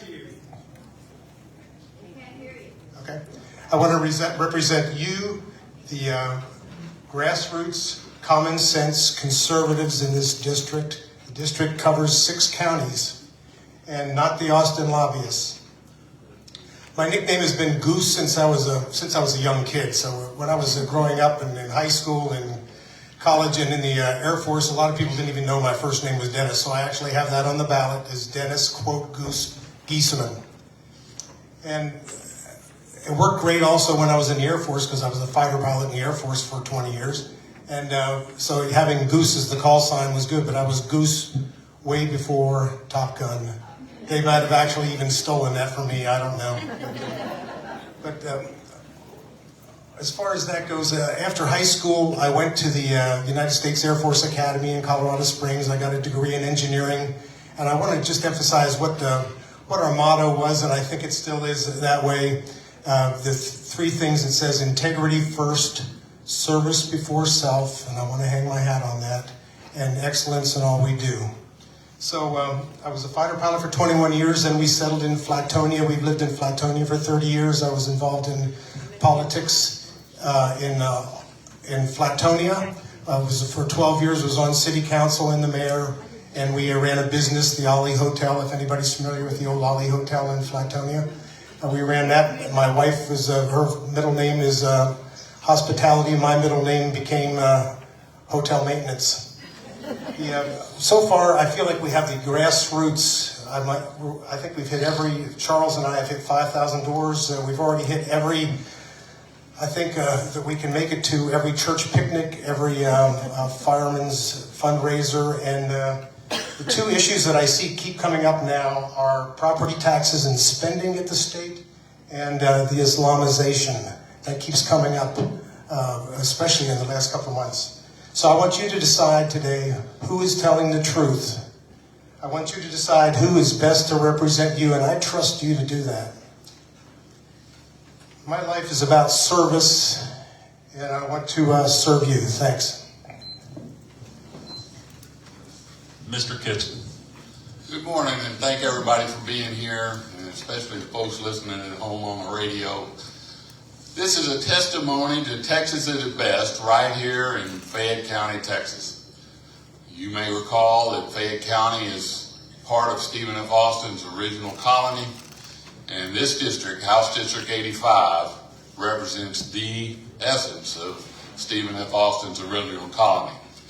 From the time my ancestors came with the old 300, we have been here in this community, in this area, working to make it a better place than the way we found it. I did grow up in South Waller County. I went to Royal High School and graduated from there, went to A&M, finished my degree in agriculture. But I spent 21 years in the Texas Army National Guard, including 5 years after 9/11 as a combat infantryman, going where the bad guys really are, facing them face to face, and in some cases, making sure that they weren't around to do what they cared to do to good people around the world. Public service is something I grew up around. I don't want to lean on it too much, but one reason I feel part of Fayette County is I did grow up around here because my dad was your district attorney and your district judge. And so when I had the opportunity to become state representative in House District 85 and have Waller, Austin, and Fayette counties in that district is something very tender to my heart. Making sure that rural Texas is represented, I think if you ask around the Capitol and you ask around the legislature, that Stan Kitzman is one of the biggest advocates for rural Texas there is. I think that I'm one of the biggest advocates for production agriculture in the legislature, and we spend a lot of time focusing on that. Maybe we'll have an opportunity to visit about that a little later. But just so you know, what we've done in 2 short sessions, 2 sessions that are the most conservative in Texas history, 2 sessions run by Republicans, 2 sessions where I was a Republican member working every day. This is where we represent you in the Texas legislature. The first session, I was on Agriculture and Livestock Committee and Natural Resources, which is water. The second session, I was not on Natural Resources anymore, but was appointed to Appropriations. I was then made Article 3 Chairman of Appropriations, which is Education. I was on the Conference Committee for your budget. I was on the Sunset Commission. I'm chairman of the Water Caucus, and I'm on the Energy Council, which is a national council representing energy-producing states. I work every day and have to represent this district. I'm an Eagle Scout, I'm a Texas Aggie, and I'm an infantry soldier. And when we say that we believe in honor, we'll do our best to do our duty, we do it. All right, we're going to go to our first question. You have a minute and a half. Mr. Giesemann, in past years, Democrat legislators left Texas and crippled the legislative session, forcing multiple special sessions. Do you believe the Republican-controlled Texas legislature should end the practice of awarding critical committee chairmanships to Democrats? Explain your answer. No, I don't think there should be any, as long as we have the Republican majority in the House. I don't think any of the committees should be chaired by Democrats. And then there was no teeth in any punishment for the Democrats when they were gone. They still have their parking spots. If they're going to break caucus and leave, then they need to, actually, I think they should be removed from their seat. And there was talk about doing that, but there was no action that was actually taken. Mr. Kitzman, in past years, Democrat legislatures left Texas and crippled the legislative session, forcing multiple special sessions. Do you believe the Republican-controlled Texas legislature should end the practice of awarding critical committee chairmanships to Democrats? Explain your answer. We did, in the House rules, remove Democrats from being committee chairman in the Texas House of Representatives. That happened. The Democrats that left this time just recently after the litigation and everything had to pay the fine that was put down on them per the House rules. We do live in a constitutional republic. Whether we like who gets elected in other districts or not is not the issue. They do get to participate as full members of the House of Representatives. It's up to us to keep electing more Republicans so we have more votes. to overcome that. And in this case, we don't have a supermajority. So the things that require a supermajority, like 100 votes, to pass your property tax cuts, they get to participate. So no, do I like Democrats walking out? I don't. It's a tool they have because they're in their minority. In this next session, when we come back and write the House rules, I think you'll find those penalties strengthened even more. But we did eliminate them from being committee chairman. We followed through on that. That was a Republican priority, and we did it. Mr. Kitzman, do you believe current laws are sufficient to protect the integrity of our elections in Texas? If not, what would you focus on to make our elections more secure? Texas has some of the most secure elections in the nation. That's because of our Republican leadership over the last decades. Now, I will say we can all point to the leadership in different counties. If you live in a Republican county like Fayette County, I don't think you have to worry about the integrity of your elections. If you live in Harris County, okay. What's the problem with that? Because Harris, Dallas, Travis, and San Antonio, Bexar County, and so forth are run by Democrats. It's their philosophy of government. We've increased the penalty for voter fraud. We've given the Attorney General more power to go after people who are breaking our election laws. It's also up to the local prosecutors, and we've added strength to their ability to prosecute people who commit voter fraud. And we'll continue to do that. I've been intimately involved or aware of that because I lived in Waller County, and we had our own issues over there.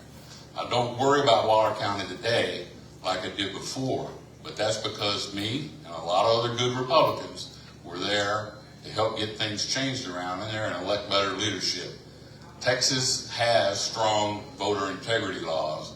We just need to make sure they're enforced and make sure that those that violate them pay the penalty for that. Mr. Giesman, what is your position on the issue of the Lower Colorado River Authority wanting to release more toxins? Okay, sorry. Mr. Giesman, do you believe current laws are sufficient to protect the integrity of our elections in Texas? If not, what would you focus on to make our elections more secure? No, I do not think they're adequate. As Mr. Kitzman just mentioned, here in Fayette County, we have it down. We do it right. And that's thanks to Terry Hefner, who is here today, and she just ran a superb operation here. But we also just admitted that it's not done right in Harris County. So we need to take away any opportunity for them to cheat. The way to do that, I think, is just going, we have to go get rid of the machines and do same-day paper balloting, and the only opportunity for mail-in voting would be for folks with elderly or disability. Other than that, there's no mail-in balloting. So same-day voting, paper ballots is the way to avoid the opportunity for any fraud. Mr. Giesman, what is your position on the issue of the Lower Colorado River Authority wanting to release more toxins into the Colorado River? Are you in support of a public meeting being held in Fayette County to address the concerns of the community? I've actually requested I didn't have any authority to have that happen, but I requested it to have a public hearing. And I can't really say, of course, I don't want any increased toxins if that causes any kind of a problem released into the Colorado River from the plant. But the idea that we didn't even get a public hearing, and my opponent here withdrew the request for a public hearing, that's very disconcerting. Thank you. Mr. Kitzman, what is your position on the issue of the Lower Colorado River Authority wanting to release more toxins into the Colorado River? Are you in support of a public meeting being held in Fayette County to address the concerns of the community? Well, first, the Lower Colorado River Authority is not trying to release more toxins into the Colorado River. Now, if we're talking about the permit for the power plant in Fayetteville, that part of the original permit was not appropriate to the permit, and so that's why it was removed from this application for renewal. There are public comment periods, all that goes through the normal process with TCEQ, which is a state agency that oversees those things. The idea that the LCRA would want to poison the people of Fayette County is pretty far-fetched. But we do need the power. And so where I stand is we need every kilowatt that we can get.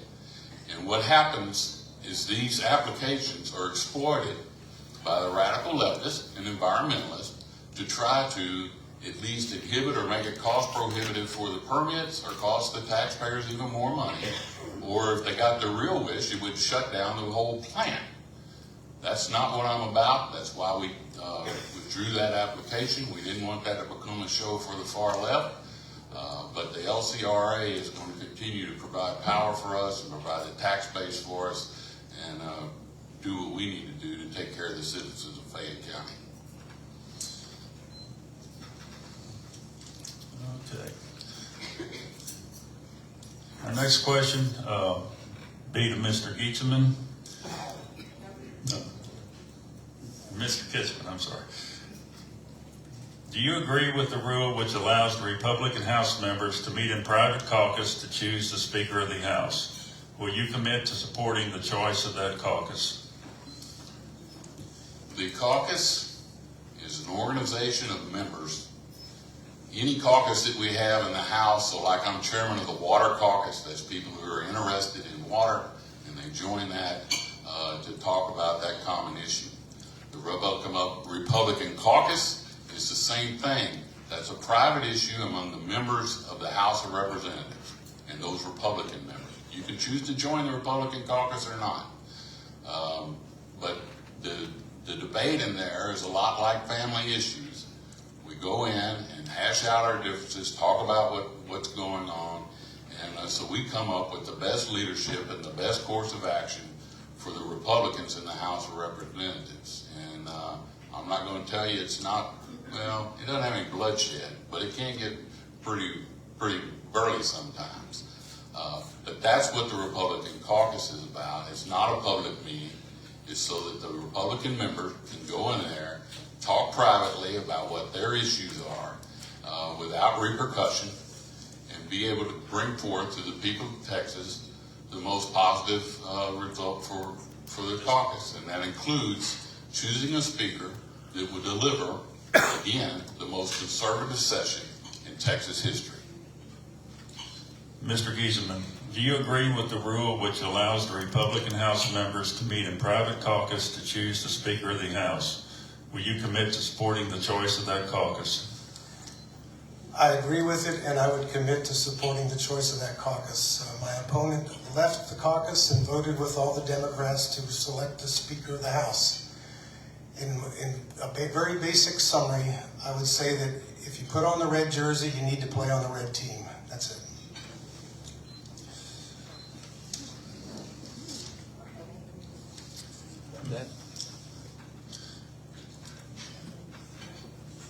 Mr. Giesemann, you are running in the Republican primary seeking to be a Republican candidate for the office of HD 85. Do you agree 100% with the platform and legislative priorities of the Republican Party and pledge to uphold them in the performance of your role if elected? If not, which platform planks or legislative priorities do you disagree with and would not uphold should you be elected? I went to the Republican convention in San Antonio, that was a year and a half ago now, and the priorities were set, and I agree with them 100%, and I would support all of them. There's not a single one I would not support. Mr. Kitzman, you are running in the Republican primary seeking to be a Republican candidate for the office of HD 85. Do you agree 100% with the platform and legislative priorities of the Republican Party and pledge to uphold them in the performance of your role if elected? If not, which platform planks or legislative priorities do you disagree with and would not uphold should you be elected? I do want to say briefly again that the vote for Speaker is a very public vote, and it's on the record, and it's part of the House record. So what the caucus does is for them as members to discuss the issue, but the Speaker vote is as public as it can possibly be, and you know that instantly. On the platform, I've been a Republican all my adult life. I've been involved in the Republican County Party. Used to go to the state conventions. Certainly been a delegate to my county and state conventions. Been a precinct chair. Helped flip Waller County from being Democrat to Republican. I've been right there at the ground making that happen. I don't know anybody that can honestly say that if they read every Republican plank in that long list, that they agree 100% with everything in there. It's a product of our republic. It's a product of compromise, and it's other people in a party that's as diverse as ours have different opinions. So while in general we agree on less government, less taxes, less government intrusion, more freedom, standing up for America, doing all those things, being pro-choice, all down the line, those general things we agree with, to say that we're going to agree 100% with every single word in that deal, that's not how it works. Mr. Kitzman, in regards to the environmental impact of solar farms, wind farms, and battery storage facilities, what is your plan to protect counties from their adverse effects? One of the bigger problems we have, and it is substantial, I'm sorry we don't have more time to talk about it, but is energy and water. In my position in the legislature, I've been intimately involved in both of those every day. It is something that is looming over Texas. What are we going to do in the future for water supply? What are we going to do in the future for energy supply? And so when it comes to dispatchable energy, we're looking at natural gas. I think that the small nuclear reactors are a possibility, and we've put money into that you helped vote for. But on the windmills and solar farms, and don't misinterpret what I like versus what I don't like. This is the way it is. They are filling a gap in our energy needs right now in Texas. What we did do in the 89th session, the House voted to limit the height on windmills. We voted to strengthen the security and safety of the battery storage facilities. And one of the biggest things is we made them all start contribute so that they will have to pay for the impact they've created in these communities when it comes time to clean those facilities up. I think that wind and solar is temporary. It is a reality. It gets back to a private property rights issue. Does that family or that property owner have a right to engage in contracts that lead to these things? But in the end, do we have enough juice in Texas? And I'm hoping we find a way to replace them and get rid of the federal subsidies very soon. Thank you. Mr. Giesemann, have you ever received campaign... Same question. Same question. I appreciate you moving that. All right, Mr. Giesemann, in regards to the environmental impact of solar farms, wind farms, and battery storage facilities, what is your plan to protect counties from their adverse effects? I'll step back to, I didn't mention in the introduction, when I was in the Air Force, a lieutenant, on the weekends I was taking classes and got a master's, MBA, Master's in Business Administration. And I really believe, after looking at this, what we need is continuous baseload energy. All this wind and solar and battery storage is not viable. It would not even survive without the subsidies that are provided by the state and the federal government. They wouldn't even survive. The wind and solar only produce each, they're in the 20% of the continuous base load, 20% of the time. That's why you have to then come up with all these fantastic battery farms to store the energy to redispense it. So there's nuclear power that's going to come along soon. There should be absolutely no subsidies at all for wind or solar. Thank you.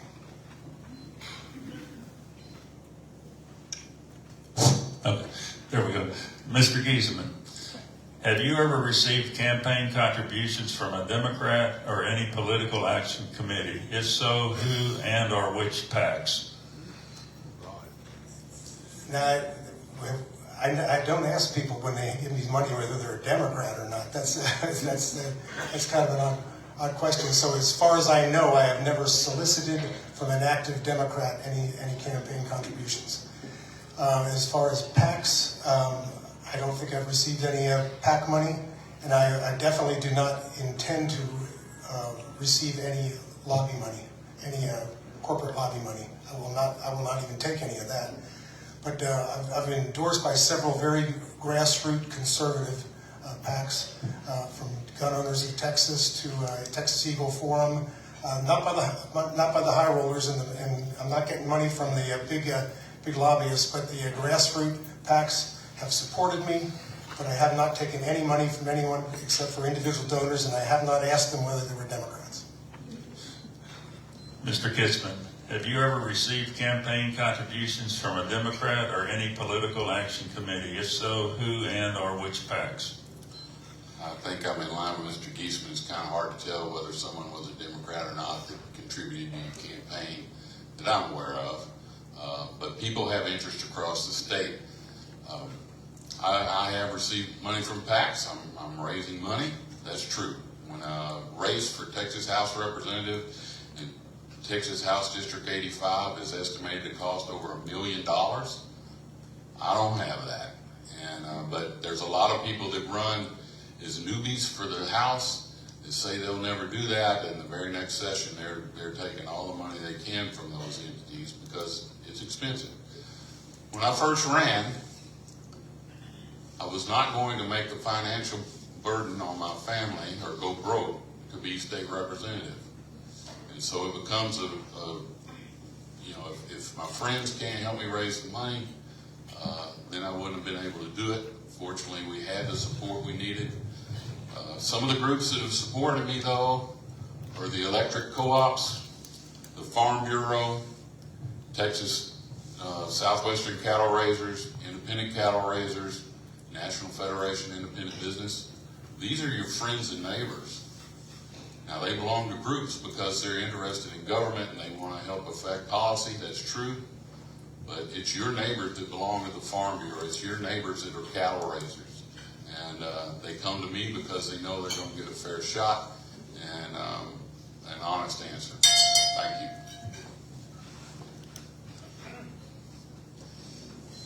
Mr. Kitzman, do you support bringing casino gambling into Texas? Explain why or why not. Personally, I'm not much on gambling, but I know a lot of people do, and I know a lot of Republicans support this issue. My issue all along, both this session and last session, was I'm in favor of letting the people vote to see if they want to bring that forward and frankly answer the question once and for all.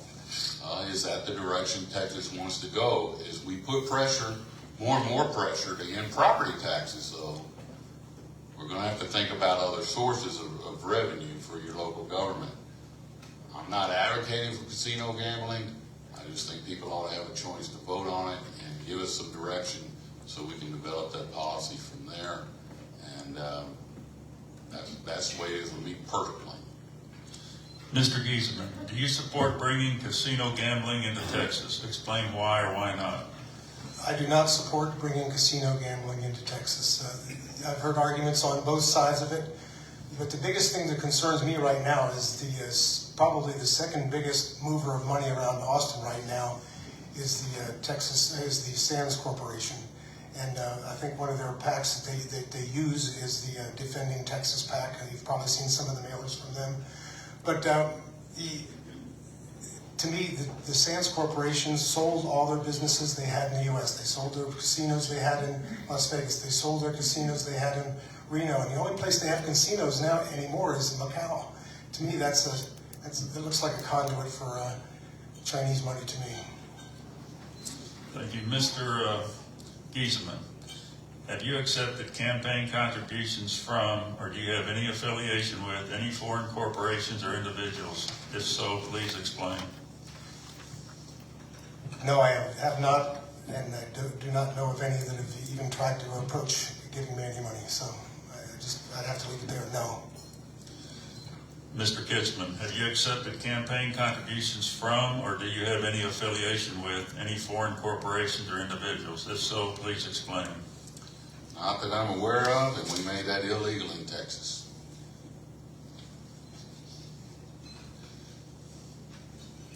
You can't accept donations from corporations anyway, but we passed a law about that. Okay, next question is for Mr. Kitzman. Property taxes have steadily increased mainly due to increased appraised values, which are set by appraisal districts. In any elected capacity, have you ever voted to raise the actual tax rate? If so, explain when and why. I'll have to think back when I was a commissioner. I don't recall voting to raise the tax rate. We might have voted to keep it the same. And in all honesty, I don't recall that exactly. But can you repeat the question again, please? Property taxes have steadily increased mainly due to increased appraised values, which are set by appraisal districts. In any elected capacity, have you ever voted to raise the actual tax rate? So explain when and why. All right, well, and of course, we've done, $51 billion worth of tax reduction at the legislature. So we're trying to work on that. The governor has his plan coming up. We're in support of that. And if we can eliminate property taxes, we're going to get there. That can't happen overnight. But we're working on ways that your burden, whether that's increasing your homestead exemptions or otherwise, and to help lower that burden at the local level. But property taxes and appraisers are still a problem. The House is in support of appraisal caps. Getting that through the Senate's been a little more tricky. Mr. Giesemann, property taxes have steadily increased mainly due to increased appraised values, which are set by appraisal districts. In any elected capacity, have you ever voted to raise the actual tax rate? If so, explain when and why. The 12 years that I was either on city council or mayor of Flatonia, we set tax rates every year. So out of those 12 years, I think at the beginning and at the end, the tax rate basically ended up the same. But there were some years in the middle there where the tax rate went up a little bit and some years where it went down a little bit. But the thing is there, that was at a time where we were trying to do some improvements on the roads. And so we raised the tax and then we brought it down a couple years later. To me, that's a conservative solution instead of floating a bond package where you would have to put the city in further debt to finance it short term to repair the roads. Now, the second point you brought out there, there's problems with tax exemptions. That's just like squeezing a balloon over here and you have the opportunity to raise it with rates and raise it with the appraisal values on the other end. And the biggest culprit there is even if you set the same tax rate or even a lower tax rate, frequently the appraisals will more than make up for it. The solution to me is they've already done this in Florida. They've set a 3% maximum appraisal increase every. How many folks here have had appraisals increased by 10, 15, 20, 30 or more percent? A lot of people have. So it's setting a limit on the appraisals of, say, 3%, for example, per year, and only have appraisals done. That's something that the state can take control of. Other than that, the appraisal district works independently of the city, the state, or the city. Mr. Giesemann, what is your position on Sharia-controlled developments and/or exclusive Islamic communities in Texas? I'm going to dig back for a second on this. It's amazing how that has gotten a lot of people's attention, especially in the last couple months with that whole Epic City, now called the Meadows, whatever it's called. We know we have over 300 mosques now in Texas, and it's growing at about 2 a month. The problem we have here is, if I can get back to the very root of it, is that Islam is more than a religion. I mean, there's a religious tract of Islam, and that's protected by the First Amendment. They have all the First Amendment rights. But there's also a political tract of Islam that includes Sharia tied at the hip, and it's political purposes of control and eventual domination. So that's where we have to. One way to root that out is to root out Sharia law wherever we can. We can't have Sharia law is meant to be a parallel justice system, eventually to take over our justice system. We can't have anything with Sharia law, and that's where there's a big loophole in the school choice program too that has to be closed. That's all I got. Mr. Kitzman, what is your position on Sharia-controlled developments and/or exclusive Islamic communities in Texas? Well, I've looked radical Islam right square in the eye. Picked up my rifle 3 times and went to go do something about that. So I'm a little familiar with how that works. But your Texas legislature, the House, run by Republicans and conservatives, including myself, banned Sharia law this session. We stopped the establishment of these communities. And, CARE has been declared as a terrorist group by the governor. And so Texas is taking those steps, even if the feds don't get that done. And so between law enforcement and the assistance of the Attorney General, who in Texas would be the ones to enforce these things, we've done things to try to stop the spread of radical Islam in Texas, including make sure that they can't contribute politically and otherwise. So while others have been reading on Twitter, the Texas legislature and your Republicans have been doing something about it. Mr. Kitzman, what is your position on eminent domain, especially how it applies to public-private partnerships such as landfills, high-speed rail, and toll roads? Cite examples of valid purposes for the use of eminent domain, if any. Well, eminent domain is part of our Constitution. It goes back all the way to George Washington and Ben Franklin. It's something that a tool that government uses, has throughout our history. Every one of us drove here on a paved road. Somewhere along the way, that paved road involved eminent domain, especially if it's a state highway. But at the same time, it has to be extremely limited in who has the authority to use that. We have to be completely discretionary in whether that is adequately meets the need of the public. And so we need to be careful in how we use it. And that doesn't mean that we should just hand that out to any group that decides to come along and wants to do something. And we have to limit that. In our district, especially the rural part, I think we're pretty strict on that. Our public, our citizens, don't want eminent domain abused, and I agree with that.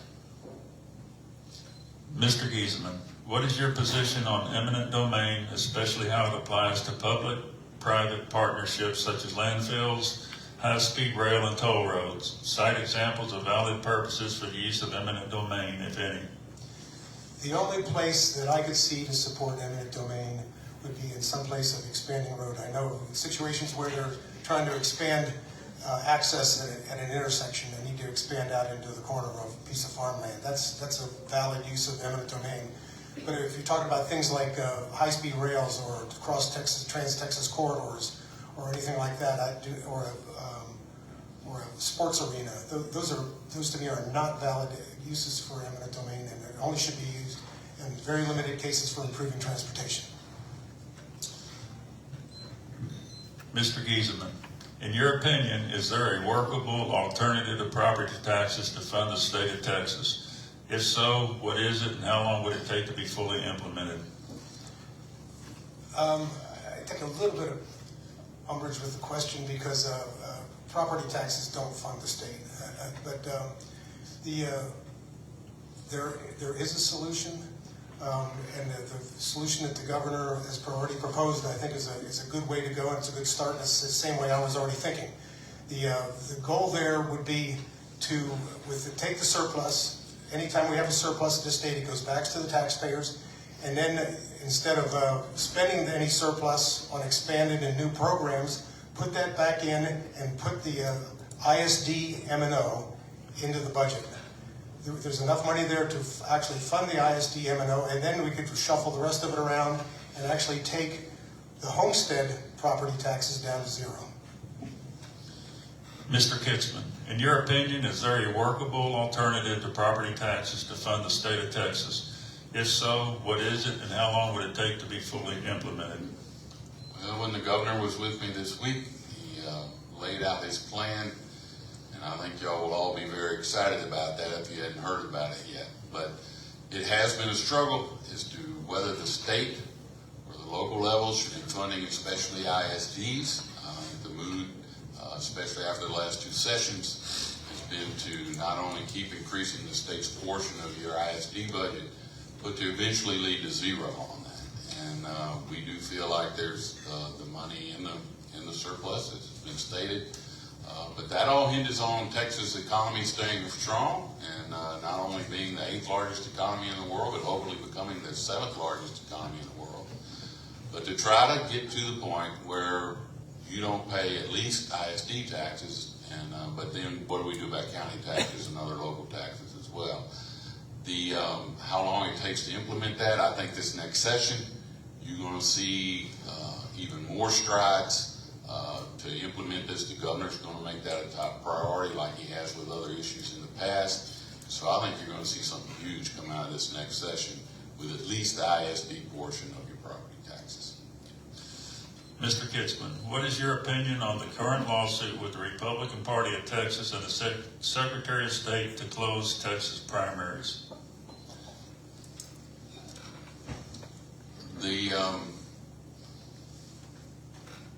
This is Stan Kitzman. I've worked in elections for a long time.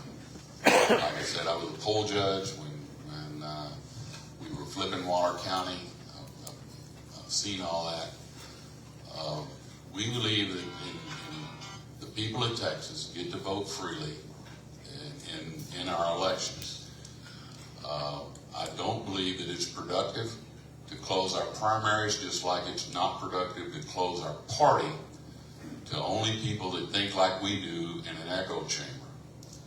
We're not run, like other countries, by a Politburo. If someone's, you had the example here, you had 5 good men sitting up here to run for county judge.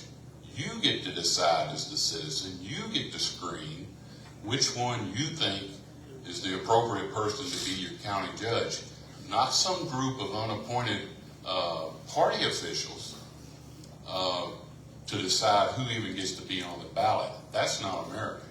And so there's a big conflict, and I think the Secretary of State is standing up for the Constitution, and we have an internal party struggle that is going to be, I'm sure, discussed even more. But right now, the citizens are fully capable to decide whether they think someone's qualified to be their elected official or not. Mr. Giesemann, what is your opinion on the current lawsuit with the Republican Party of Texas and the Secretary of State to close Texas primaries? I support the lawsuit in that I feel like up until this point, you can make a good case for having the primaries open for new people coming in and joining the primary. But I think that time has come to an end. It's time to close the primary and make it, have Republicans actually choose who their candidate is going to be. And the shenanigans that went on in some of the elections the last time around where, I mean, it was a very, very concerted effort to have Democrats cross over and pick the most liberal candidate. So I think it's time to close the primaries. Thank you. Yeah.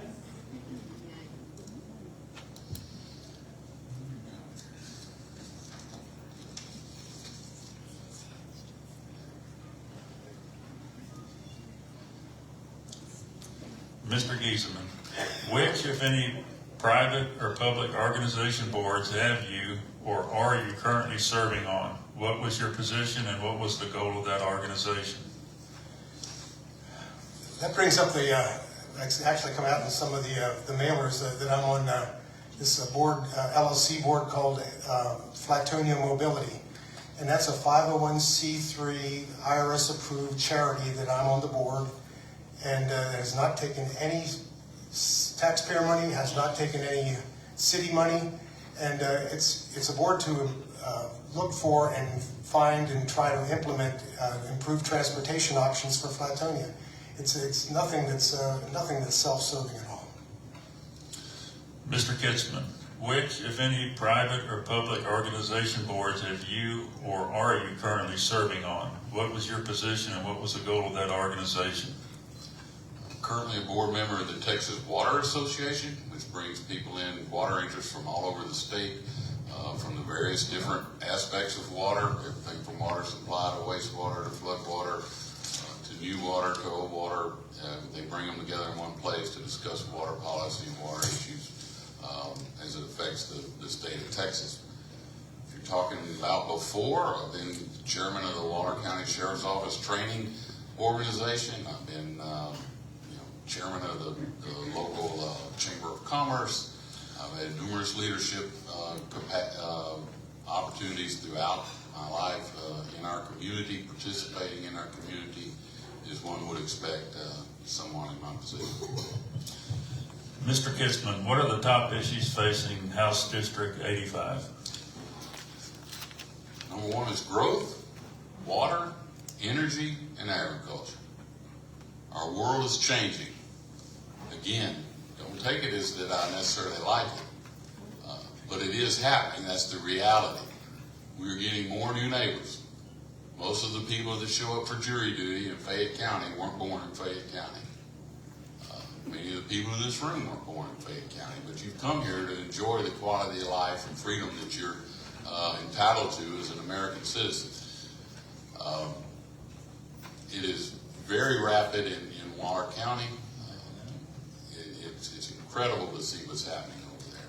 But we have to be prepared for the future. We have to make policies that allow for at least the best quality of change that we can have. And that takes daily stewardship by your leaders, including myself, to make sure we put those policies in place. Water, that's going to be a huge issue this next session. I can't tell you that may lead to bloodshed. It's how we think about water, who has the right to water, who doesn't have the right to water is going to be completely rethought this next session. And energy, we have to have more energy. We need it now, and we're going to need even more 2 or 3 years from now. And what we do as a state to prepare for that is important. You've allocated funds for those things. We're going to continue to fight for it. Mr. Gieselman, what are the top issues facing House District 85? I believe water is the biggest issue that I see right now, but knocking on doors, I see the concern about property tax. The problem with the property taxes and knocking on doors, some of the elderly folks say that it's they can't afford to pay property taxes and they can't afford their insurance and they're going to have to sell their house.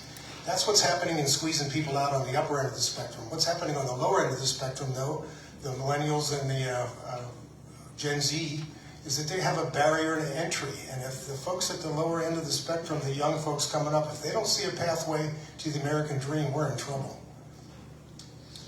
Mr. Gieselman, should border security be a state responsibility? Explain. It is a federal responsibility, but Texas needs to have a task force that's ready to go to plug the holes. Mr. Kitzman, should border security be a state responsibility? Explain. It shouldn't, but it is. And we've plugged those holes. The Texas legislature, with the governor's leadership, both in the 88th and the 89th session, have put billions of dollars to secure the border. We built the wall. When Joe Biden wouldn't do it, Texas did. We put troopers and recruited and paid for more troopers and their equipment to put them on the border. We gave troopers the authority that if they snatch somebody up, they can take them to the first port of entry they find and put them back over into Mexico. We gave them that authority through the law and through the legislature. We've now required sheriffs.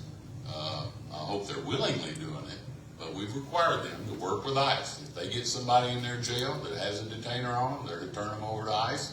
And I think you're seeing that work across Texas. Texas stepped into the breach, especially during the absence of leadership during the Biden administration. And again, you're Republicans in the Republican House and the Republican Senate, along with our Republican governor, have led the way on securing the border. It was ready for Donald Trump to come back, and we handed that to him. So you have the very, very, very low border crossing rate that you see today.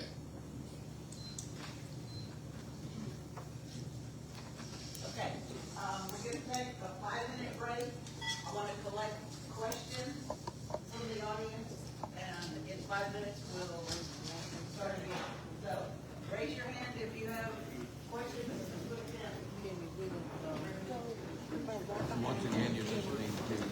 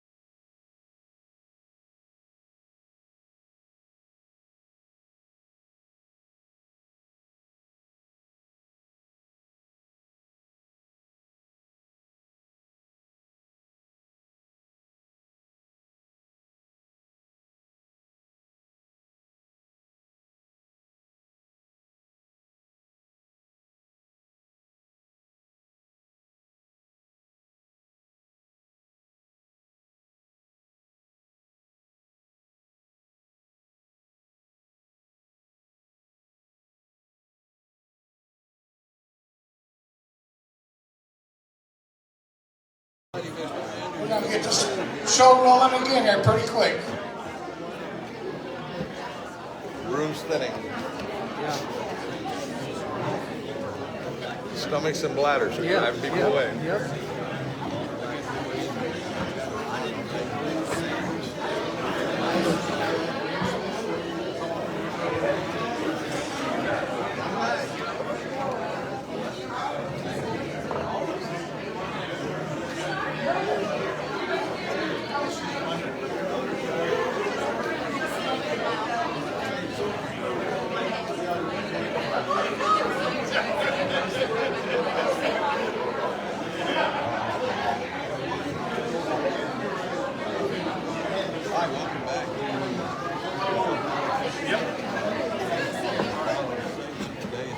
All right, if we get to our seats, we're gonna finish it up.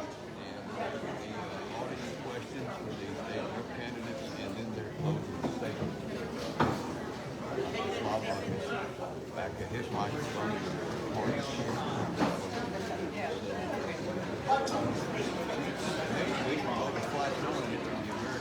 Next Saturday, American Legion Hall, we have our last forum.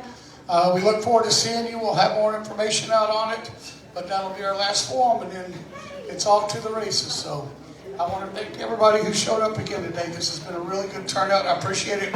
I got one thing to say that I've done on this microphone today, and I say it all the time. We have 10 men in Fayette County running for races. 10 men.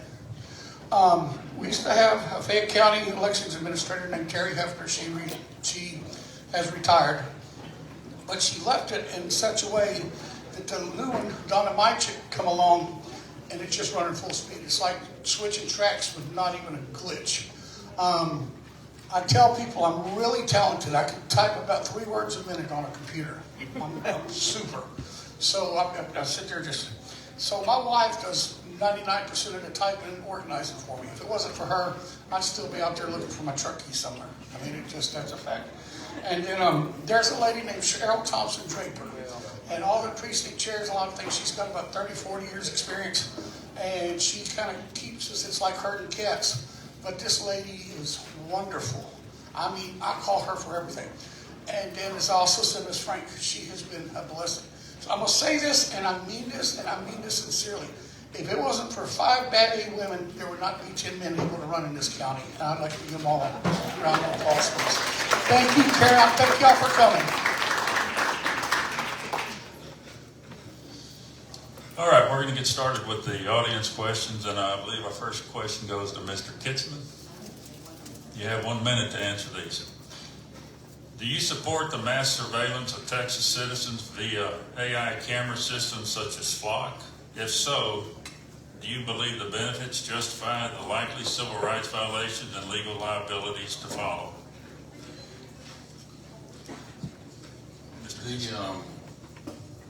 What in the modern age, it's incredible what's happening. I think you're going to find out that AI is certainly dangerous. The ability of mass surveillance, like they use in China, to influence people politically and otherwise and put pressure on them. It's something we guard our civil liberties in the United States very carefully, and maybe we're not as strict about that as we wish we were. We have to be very careful, and some of the things I saw just this week generated by AI was incredible and sent chills up and down my spine. So mass surveillance of citizens, you have I know the Fourth Amendment says you have a right to be secure in your papers, but you have a right to be secure in yourself and your home and wherever you go, and we need to be careful how we use that technology. Certainly we want to catch bad guys, but we have to watch what the government does with us. Mr. Kitzman, do you support the Mr. Giesman, do you support the mass surveillance of Texas citizens via AI camera systems such as Flock? If so, do you believe the benefits justify the likely civil rights violations and legal liabilities to follow? No, I do not support it, and I think we need to stiff arm it any way we possibly can. I don't know if any of you know Brendan Steinhauser, Terry Hefner's nephew, but he's in a group that's called Securing AI right now, and they're coming up and actually going to speak at the Republican Women here in about 3 weeks, 2 to 3 weeks. But they're working very hard to find ways to secure it and keep it from getting out of control and controlling us. That's it. Mr. Giesemann, what actions are being taken to enact laws and/or enforcement of media corporations that are using propaganda to manipulate public information on behalf of politicians and the government? Would you read the first part of that again, please? What actions are being taken to enact laws and/or enforcement to media corporations that are using propaganda to manipulate public information on behalf of politicians and the government? With freedom of speech, it's just hard to. I agree that there's a lot of manipulation going on with the media to manipulate opinions, but with freedom of speech that we have, to some extent, we have to just live with it and overwhelm it with the opposite argument. Mr. Kitzman, what actions are being taken to enact laws and/or enforcement of media corporations that are using propaganda to manipulate public information on behalf of politicians and the government? Well, extra-governmental organizations as well, especially influenced by the communist Chinese and the North Koreans and whoever else, use this daily. If you're involved very heavily in Facebook or Twitter, so much of what you see is just flat-out propaganda, and that's true in local political races. It's true, of course, on the national scene. And so we really have to be careful as citizens to not let ourselves be overwhelmed by that, but also be able to not get trapped into it. And I advise going and taking a walk and watching the birds and the bees every now and then in the sunshine, because Twitter and Facebook and the propaganda done electronically to all of us is incredible, and we're bombarded with it every day, and we need to be careful. Okay. Mr. Kitzman, what do you see as the major fundamental differences between the platform and legislative priorities of the Democratic Party and the Republican Party?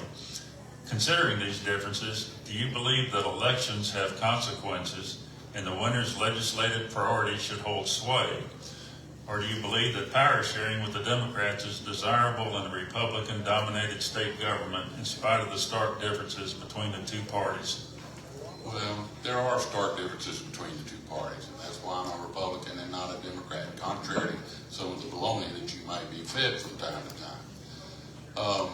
Been a lifelong Republican because we do believe in more freedom. We do believe in lower taxes. We do believe in less government. We believe that you have the authority to run your family. You have to decide how to raise your child. We believe in those things. The Democrats have a different philosophy, and it doesn't align with our idea of freedom but also with the Constitution. But we do live in a republic. We have a constitutional republic. People get elected to represent their districts, and to some extent, within the rules, they get to participate. I don't mean I have to like what they do, but they do not run the Texas House, and if they did, we'd have never passed the no men in public and women's bathrooms. We'd have never passed the constitutional carry law. We'd have never passed. We'd have never been able to define a woman if the Democrats were in charge, and they're not. Mr. Giesemann, what do you see as the major fundamental differences between the platform and legislative priorities of the Democratic Party and the Republican Party? Considering these differences, do you believe that elections have consequences and the winner's legislative priorities should hold sway? Or do you believe that power sharing with Democrats is desirable in a Republican-dominated state government in spite of the stark differences between the two parties? There's a lot to cover there. Elections do have consequences. I go back in history, back to the 1990s, when George W. Bush first won his election, and that was the first statewide win of Republicans across the state. And at that point, Bob Bullock, who was the lieutenant governor at the time, he was probably more conservative than George W. Bush was, and there was a need to reach across the aisle and compromise with the Democrats. But the left has kept moving further and further and further to the left, where right now we can't compromise with them. And I feel like there's still a certain element that feels, that's, I would call the uniparty, that feels like we need to compromise all the time with the Democrats, and I don't think we can do that. Thank you. Mr. Giesman, how will you stay accessible and responsive to constituents? Well, I'll answer my phone calls and answer my emails. We're going to set up one, if I can get in here, set up one district office, probably somewhere over in either Belleville or Sealy, and then have the office in the Capitol. But it's just generally, that's one of the things I also hear on knocking on doors, is just the requirement, we need responsiveness. Mr. Kitzman, how will you stay accessible and responsive to constituents?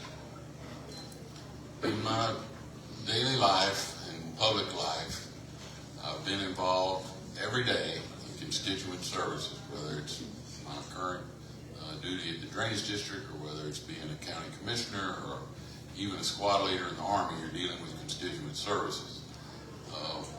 We are available. We talk to people every day. We advocate for their issues where we need to. And can it be better? Can we polish that up? We're going to continue to try to do that. But our call volume and our email volume and our going out, meeting people every day in our communities is something we do. When I ran, I said I was going to represent the people of this district, and we've made every effort to do that. Thank you. Mr. Kitzman, how would you decide when to support or oppose a bill?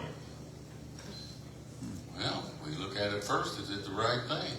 How does it affect the people of our district? And I use a test. Senator Graham used to use the Dickey Flat test. I use the Robert Kitzman test.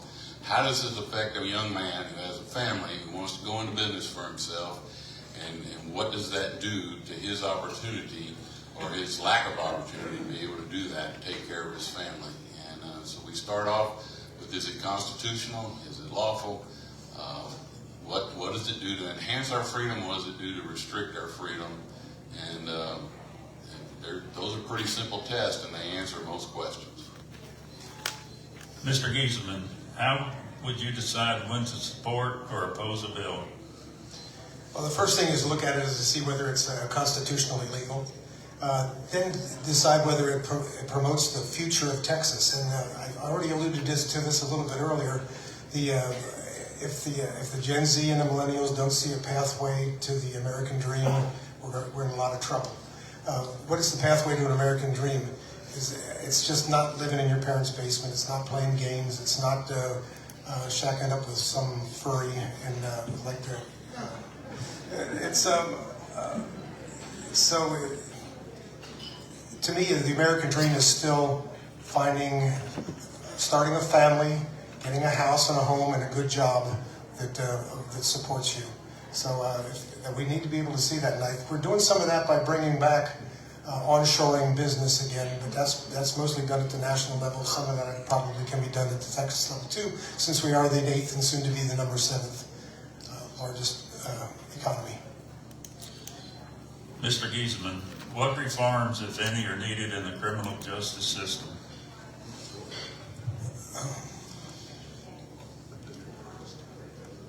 I think we already addressed some of that in the constitutional amendments we did, that having must require, it can't be a no bail release.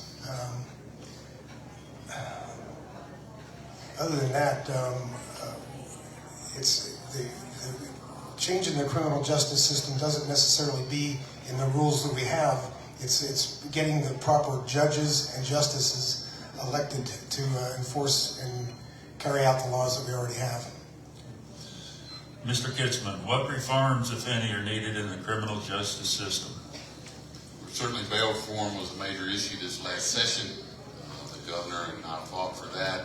You were able to vote on that. We had to have a way to keep these criminals off the street when they pose a threat to you, while maintaining the constitutional requirement that most people are entitled to bail. Making sure that we have quality judges. Making sure that right here in this room, we've talked about appellate court judges, and making sure we're electing judicial minded Republicans that understand the difference between judicial activism and judicial restraint, And that's one of the main things as a party we can do, is continue to push those kind of candidates and make wise decisions when it comes to our criminal justice system. All right, Mr. Kitzman, should the legislature ever step in to override local decisions? That's a pretty wide open question. I think most people in this room believe in local control. We want our local officials to make the decisions they're charged with under the Constitution. We believe that the mayors and the county judges have specific authority. I guess if there's an insurrection, the state ought to step in there to help those local officials with that. But we don't believe in top-down government in the Republican Party. We believe in bottom-up government in the Republican Party, and we need to keep that in mind. There's always pressure for people to want more government from up above to come solve their problems. And as Republicans, we need to continue to evangelize that that's not the best way to do it. We want to handle things at our base level, and then ask for help if we need more from up above. Mr. Gieselman, should the legislature ever step in to override local decisions? I think it would be very, very rarely. In the case of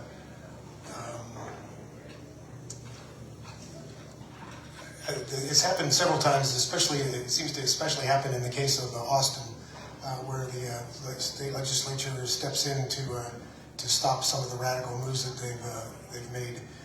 Especially if it deals something like sanctuary cities, which makes it more difficult to deal with the lawbreakers. It's very, very rarely, but there are some instances where it would have to be done. Mr. Gieselman, how would you maintain transparency in your work at the Capitol? I think just keeping contact on social media and have people that are smarter than me that can work that. Also, just making sure that there is no email or phone call that goes unanswered. Mr. Kitzman, how would you maintain transparency in your work at the Capitol?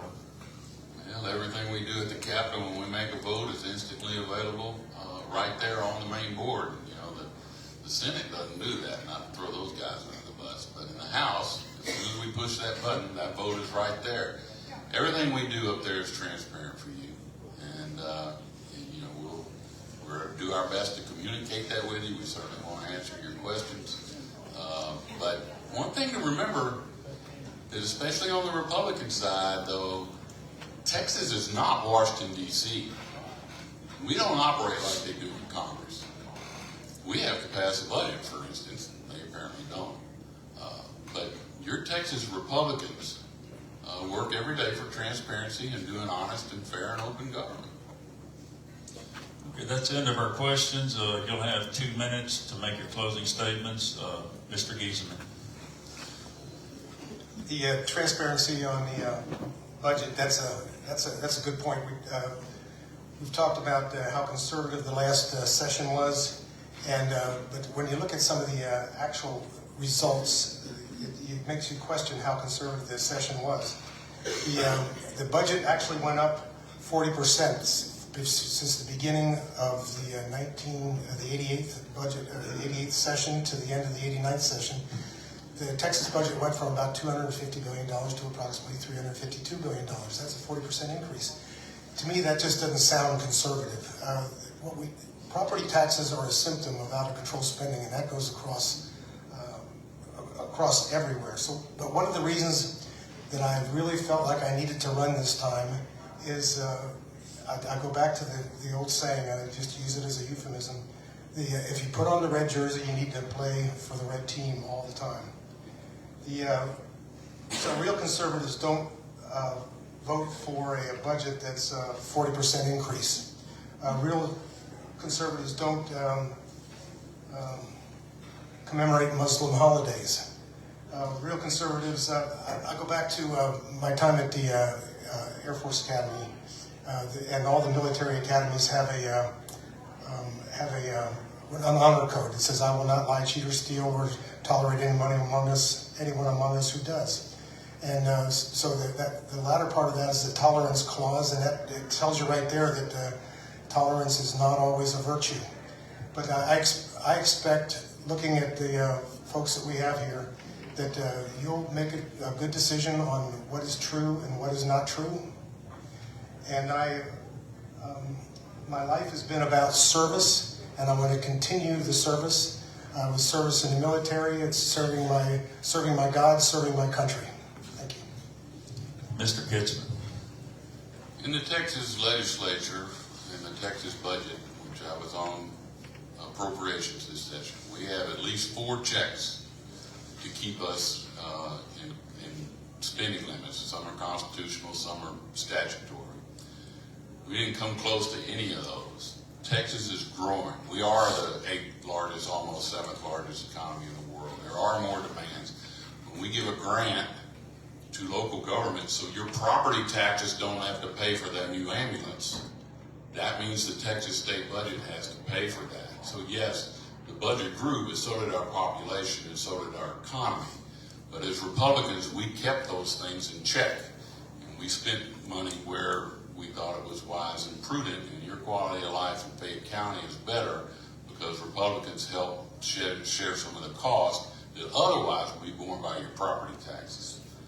I too have a life of service. I have a record. I have a reputation that I'm proud of, in spite of what Twitter and Facebook might say. I'll put that up against anybody. We have the same code in Aggieland: duty, honor, and country, and don't tolerate those that do wrong. I was instilled with that. I believe in that, and I live that every day. And any of you that care to find out more about my testimony, I'll be glad to visit with you. It'll take more than just 1 minute, though. And I'm proud to serve you. I always have been. Fayette County is a special place to me. We go to work every day, to represent the people of this county, stick to our conservative values, and make sure that when we come back later, we can look at Fayette County and in Texas and be proud of what we've done. There's a battle out there, all right. And it's a battle against our conservative values and the liberal values, and what the future of Texas and our economy is going to be. I thank you for your vote, and I thank you for your time.